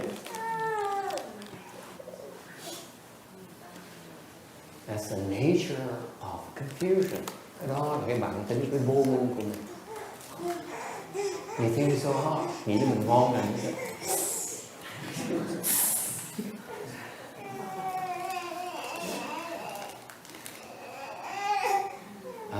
He's so special. Từ người rất là đặc biệt, xuất chúng. Imagine all those things. Tưởng tượng ra được hết. Okay? And that's why you need to go find someone who can recognize you. Lúc khi quý vị giác ngộ rồi, quý vị tìm gặp cái người mà có thể thấy được là quý vị đã giác ngộ. They can see you. And they say, yes, you are it. Người ta mới nói, đích thị. Như thị. You don't say, I made it. Oh, hallelujah. Đừng có nghĩ là mình đắc rồi la hét là đi ra là đệ nhất thiên hạ nhân. Thiên hạ đệ nhất nhân. Alright? Because these types of people are very difficult to find. Những cái người mà nhìn ra được cái trình độ quý vị rất là khó kiếm. They said, you are enlightened. Cái người này là đắc giác ngộ. Those are very rare. People are very rare. It actually is a gift. Đó là một cái ơn trên, cái ban cái ơn cho mình.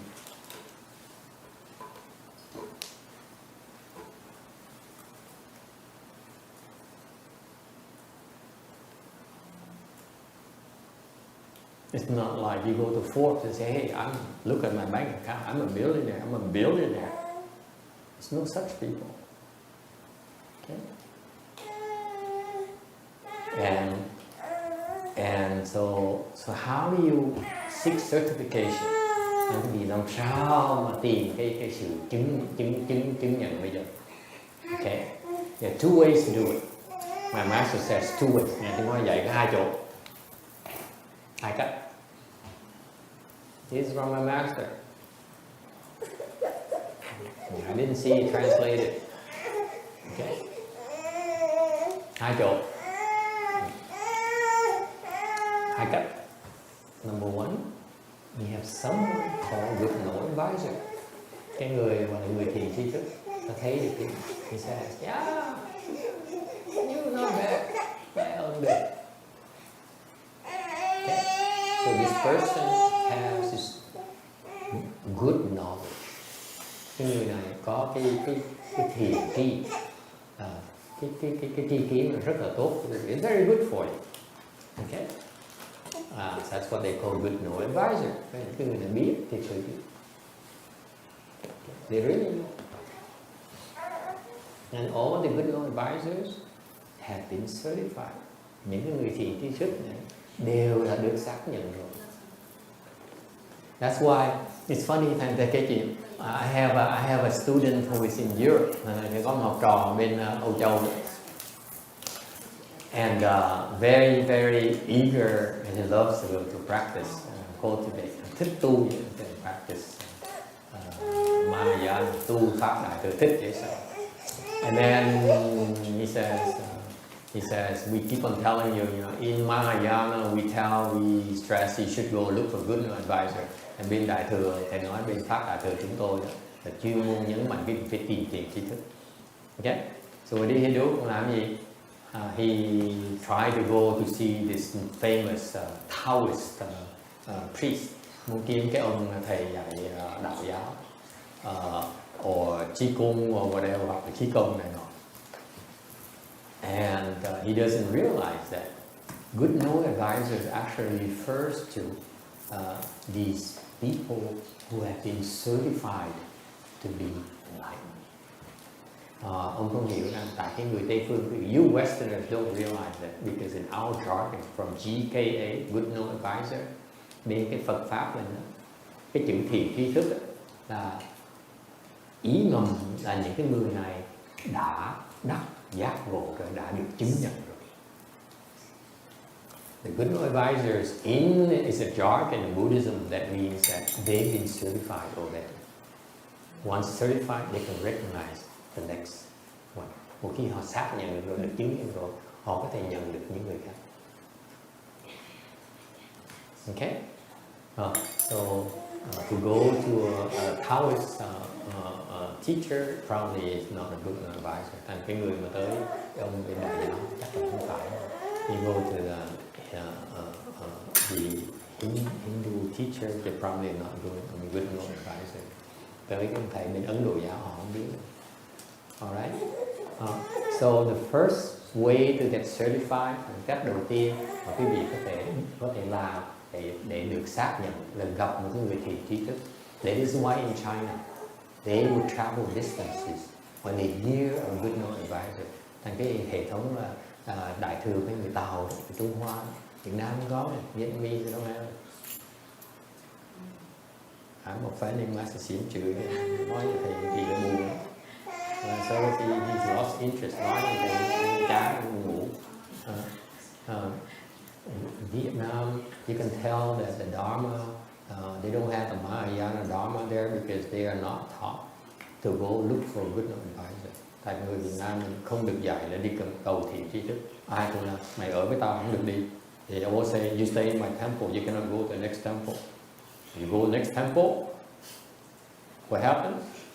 Qua cái chùa khác là sao? Không? Tu di tam tập.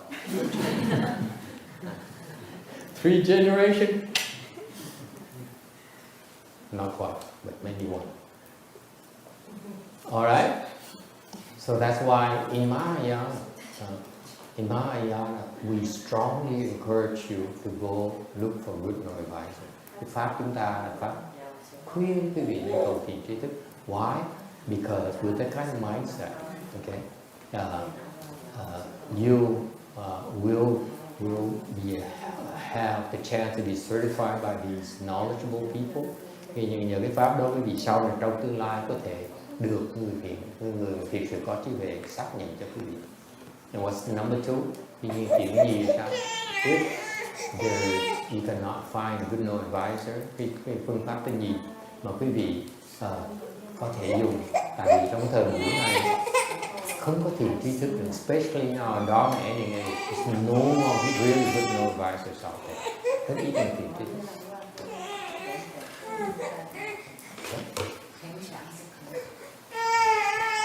Alright. For example, ví dụ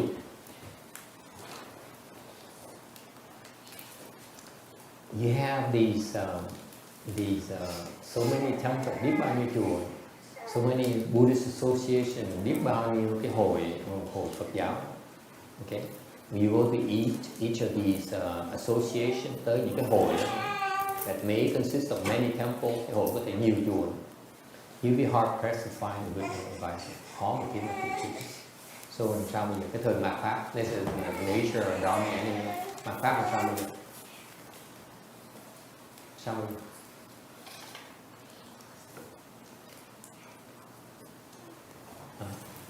The second way is to use sutras to verify. Cái gì là dùng những cái kinh điển để mà tự xác nhận. Okay. So you can use both. Hoặc cái người dùng hai cái, vừa dùng kinh, xong tới gặp cái người ta phải xác nhận. Okay. Hoặc là người ta xác nhận rồi sau về qua kinh, các người xác nhận không biết là có đúng là kinh chạy không á. Okay. So you can use both. So what sutra? Kinh nào? Kinh Lăng Nghiêm, the Sranama Sutra, that's my favorite. Kinh Lăng Nghiêm và kinh Thành Tích. Vaja Sutra, kinh Kim Thang. There's sutras that will detail your level of attainment. Có những cái kinh nó cho quý vị thấy cái trình độ quý vị đạt tới. If you understand the sutras, để quý vị hiểu những cái kinh đó, họ nói quý vị thấy. Okay.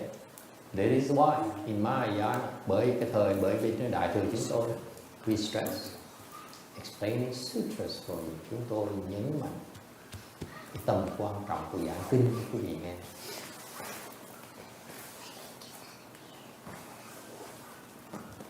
Okay. Questions? Ai thắc mắc gì không? So back then, the 6th Patriarch has a lot of blessings. Quý vị thấy đời đó ngài Lục Tổ có nhiều phước because he's illiterate, người vô học. He cannot read sutra, đọc kinh không được đâu. But he has a blessing. That's why he knew that he had to go to Hoàng Mễ to seek certification. Hồi đó vì không có học thức nhưng đều có đủ phước, thành ra hồi đó có một cái hệ thống cái thức gọi là Hoàng Mai. Hoàng gì đó? Hoàng Mễ. What's Hoàng Mễ?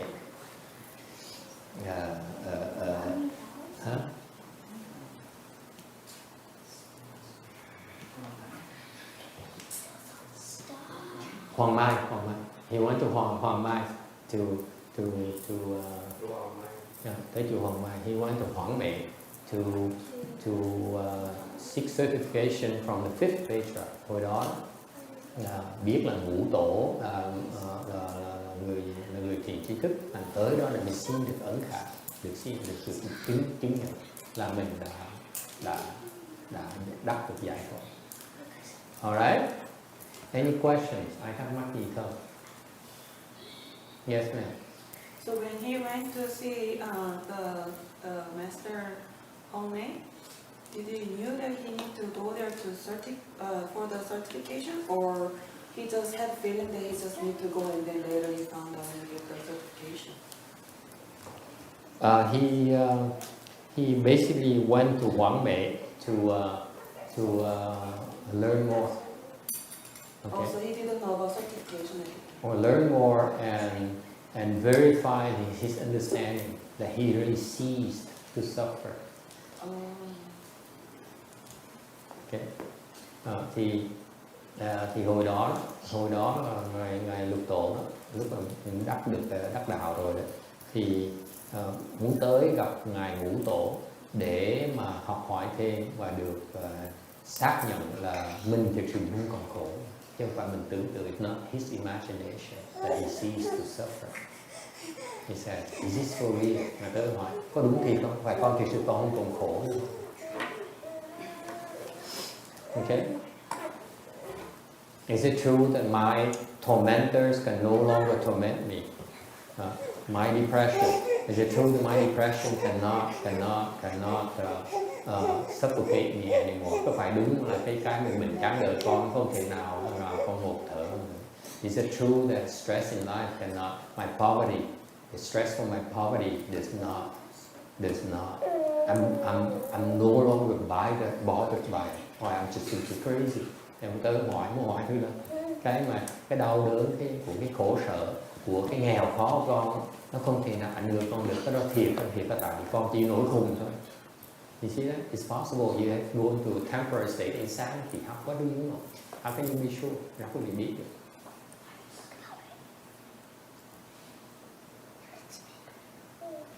Okay. So you realize the importance of getting the stamp. Anh quý vị thấy cái quan trọng dễ sợ. Khi mà không có được chứng nhận làm sao quý vị dám đi tiếp? If you don't have certification, how dare you continue? Thì sao? Oh my God, how do I know? Sao mình biết đúng đường được?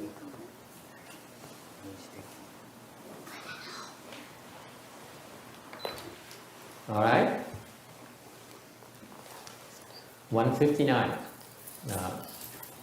Tấm 159. The 5th Patriarch recognized him as a Dharma vessel and transmitted the robe and Dharma. He thus inherited the patriarchate. The time was the first year of the reign period, Long Shou, second year, Xin Liu, AD 661. 五祖继之复一法，令什么？令师主位 ，right？ 使龙朔元年辛酉岁vậy. Ngũ Tổ nhận là pháp khí nên trao cho y pháp, dạy nhận ngôi tổ sư. Lúc ấy nhằm đời đường Cao Tông hương miên long sóc năm tầng dọc.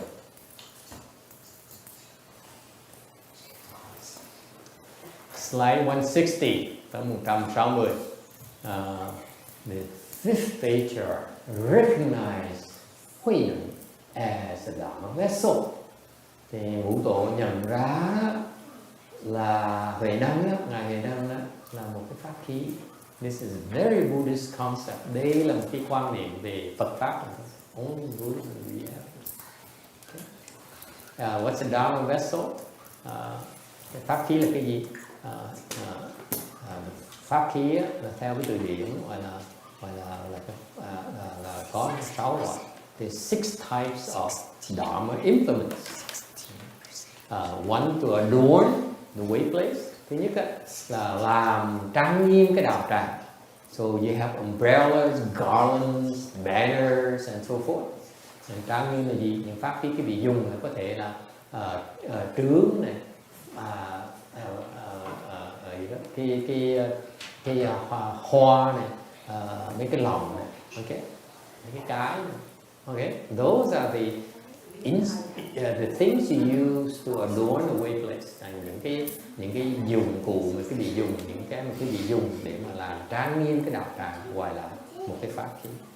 Or it's an offering, hoặc là một cái use for offering, dùng hoặc những cái đồ để dùng để mà cúng dường. You have the censer right there, cái lư hương. You have bowls, có mấy cái tô để mà ăn, okay. Bowls, offering bowls. You have vases, có mấy cái bình, okay. All those are used for offering, những cái pháp khí để dùng để mà cúng dường, okay. Plates, okay. Those are Dharma vessels. Đây là những cái pháp khí. Or come to announce the time, hoặc là đời xưa có những cái pháp khí để mà dùng để mà quay thì giờ. Drum and bells, trống với lại chuông. What for? For example, ví dụ, we don't do it here in Lung Mount. Cái đây cái chùa này nó nhỏ, because we too tiny, cái chùa chúng tôi nó cỡ quá, too small. In a big temple, trong cái chùa lớn, when the Famzang wants to convocate the assembly, the whole temple, bên cái chùa lớn, gọi là người phương trưởng muốn gọi tụ họp lại. They don't go and use your Samsung phone. Họ không có dùng cái Samsung của cái gì đâu. Okay. They don't use it. They don't have. Hồi xưa có máy. Okay. So what they do, họ làm cái gì? They take a big drum, cái trống to, and they tum tum tum tum.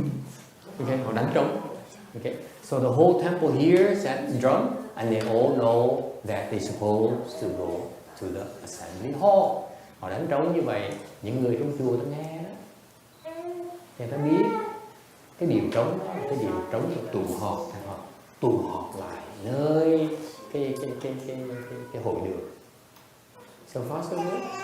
Or for example, when you have the Dharma assembly, hoặc là nếu như có pháp hội, and you have so many people, có nhiều người, and people are standing in line, người đứng sắp hàng đợi phòng tắm. People go and have a tea, đang uống trà. People are talking, you know, did you see it? You know, hoặc là đang nói chuyện tầm phàm với nhau. Okay, so what we do, instead of going there and person taking a biểu sai, sư cô hàng hiền viện đó đi phải nhắc, you know, hey, you stop gossiping.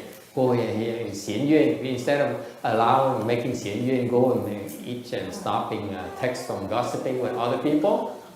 You hit the drum and you hit this thing here, cái gì đó này, right? Xiển duyên, that thing there.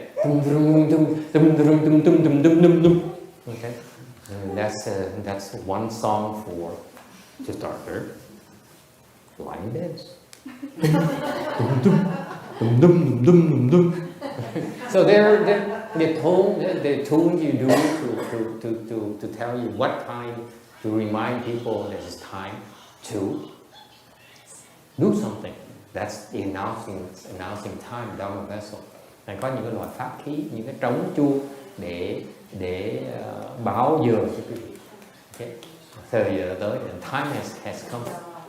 Or the containers, hoặc có những cái loại để mà đồ đựng. You see, this is a container right here. Quý vị thấy, đây là một cái đồ đựng. Alright. And then there's personal utensils, có những cái đồ dùng mỗi ngày.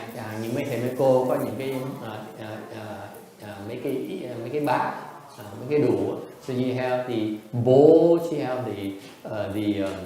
the Korean chopsticks, the Samsung. See, I have an agreement with my Korean disciple to talk about Samsung from now on because we're mature. So the things you use mỗi ngày, có những cái khí cụ mà mình dùng mỗi ngày. And finally, there's some secret school Dharma instruments. Cuối cùng là pháp khí, là những cái bảo vật bên mật tông đó. Có những cái, for example, we practice it for two hands and eyes. Chẳng hạn như chùa chúng ta là chuyên môn tu cái pháp tụ nhã.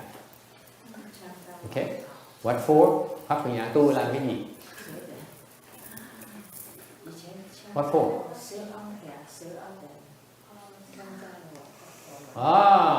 What happened to the lady who can? Cái bạn con ngân sang ngày này không tới.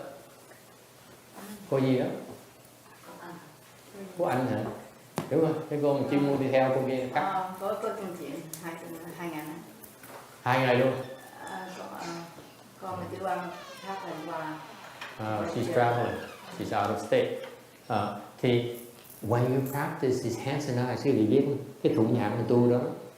You suppose you can use a actual physical thing. Quý vị có thể dùng một cái đồ vật dụng. Okay, made of precious things, làm bằng đồ quý. Could be gold, bằng vàng. Could be sandana, incense wood, có thể khắc bằng hương chim đà. And you gild it, rồi xong rồi mạ vàng, niền vàng. Okay, and you use it. You say,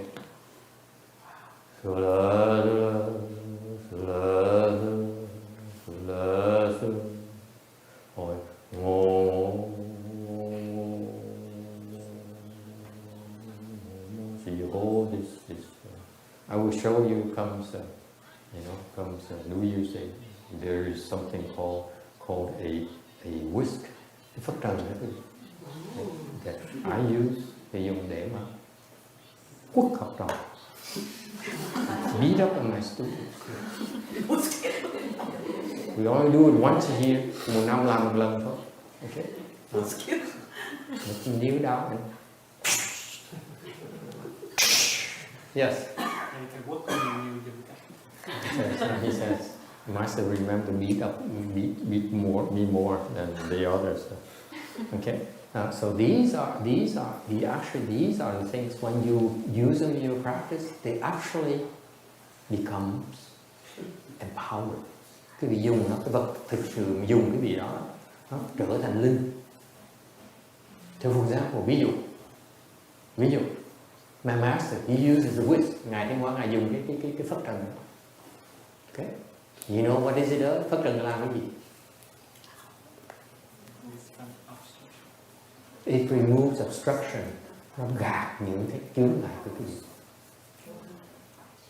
Theo for example, thành ngài luyện, gọi là luyện. The Taoists, they practice these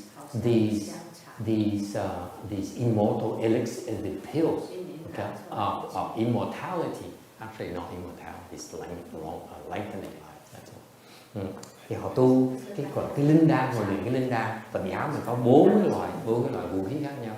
In our lineage, we have 42 different kinds of weapons, if you will. 42 loại vũ khí. We have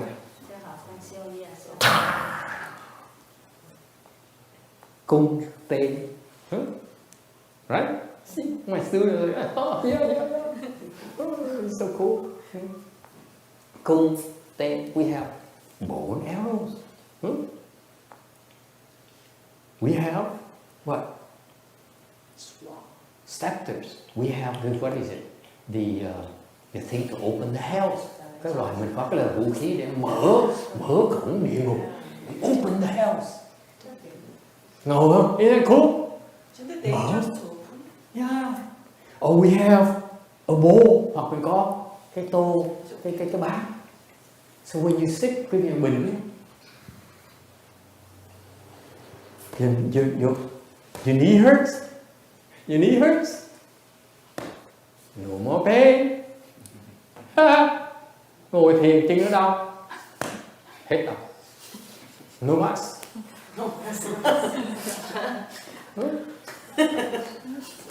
Okay. People are dead. Người ta đang sắp chết tới nơi rồi. I cannot tell you with this one. Cái này nói cái gì cũng được. Still lives. Người ta sắp chết tới nơi. Sống tiếp. Oh, this Momo here. Cái sự Phật trần là sao? My master has a real one. Ngài Kinh Hóa là luyện cái này. Okay. So he alone is his student. Ngài cho học trò bữa. He says, you go there, and học trò tới sao? Có người tới nói, bạch thầy, con lưng rồi con đau. He says, someone comes to his disciple and said, my back, it hurts so much, master. Lưng con đau. Thế Phật trần, Phật hết đau. Trong Phật trần Phật hết đau luôn. Why? Chase away his obstructions. Đuổi cái chướng ngại. See that?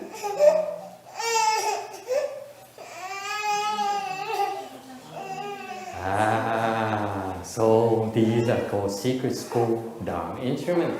Đây là cái ví dụ quý vị thấy, đây là những cái vũ khí bên mật tông. That's a Dharma vessel. Đó là một cái pháp khí. Now you know. Bây giờ biết bởi that's why the four two hands and eyes is. What is it? Zero. No!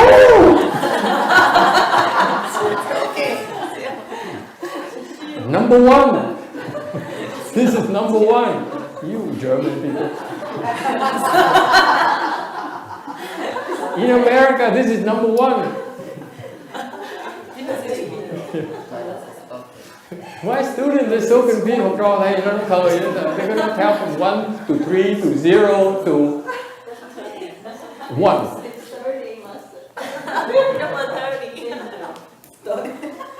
Or 30. Okay. Cái mật tông mình keep. I mean, this is why. This is why. You know, the disciples, the Chinese disciples, quý vị biết mấy người Phật tử Tàu đó, they come to the temple and offer these Dharma instruments, secret school Dharma instruments to the master. Họ mấy học trò bên Tàu đó. Nhưng bên hệ thống này Thanh Hóa, họ cúng dường mấy cái đồ này cho mấy thầy mấy cô. Okay.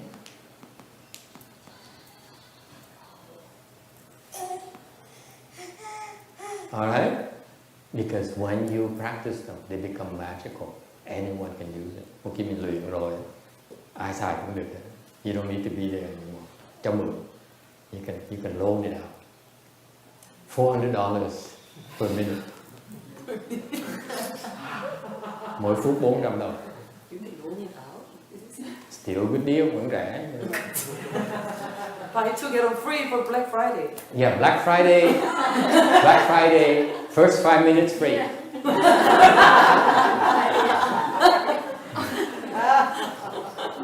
Okay, you guys are just a bunch of jokers. So next time we do 161, okay? Nâng cao mình cái tấm 161. Alright, thank you.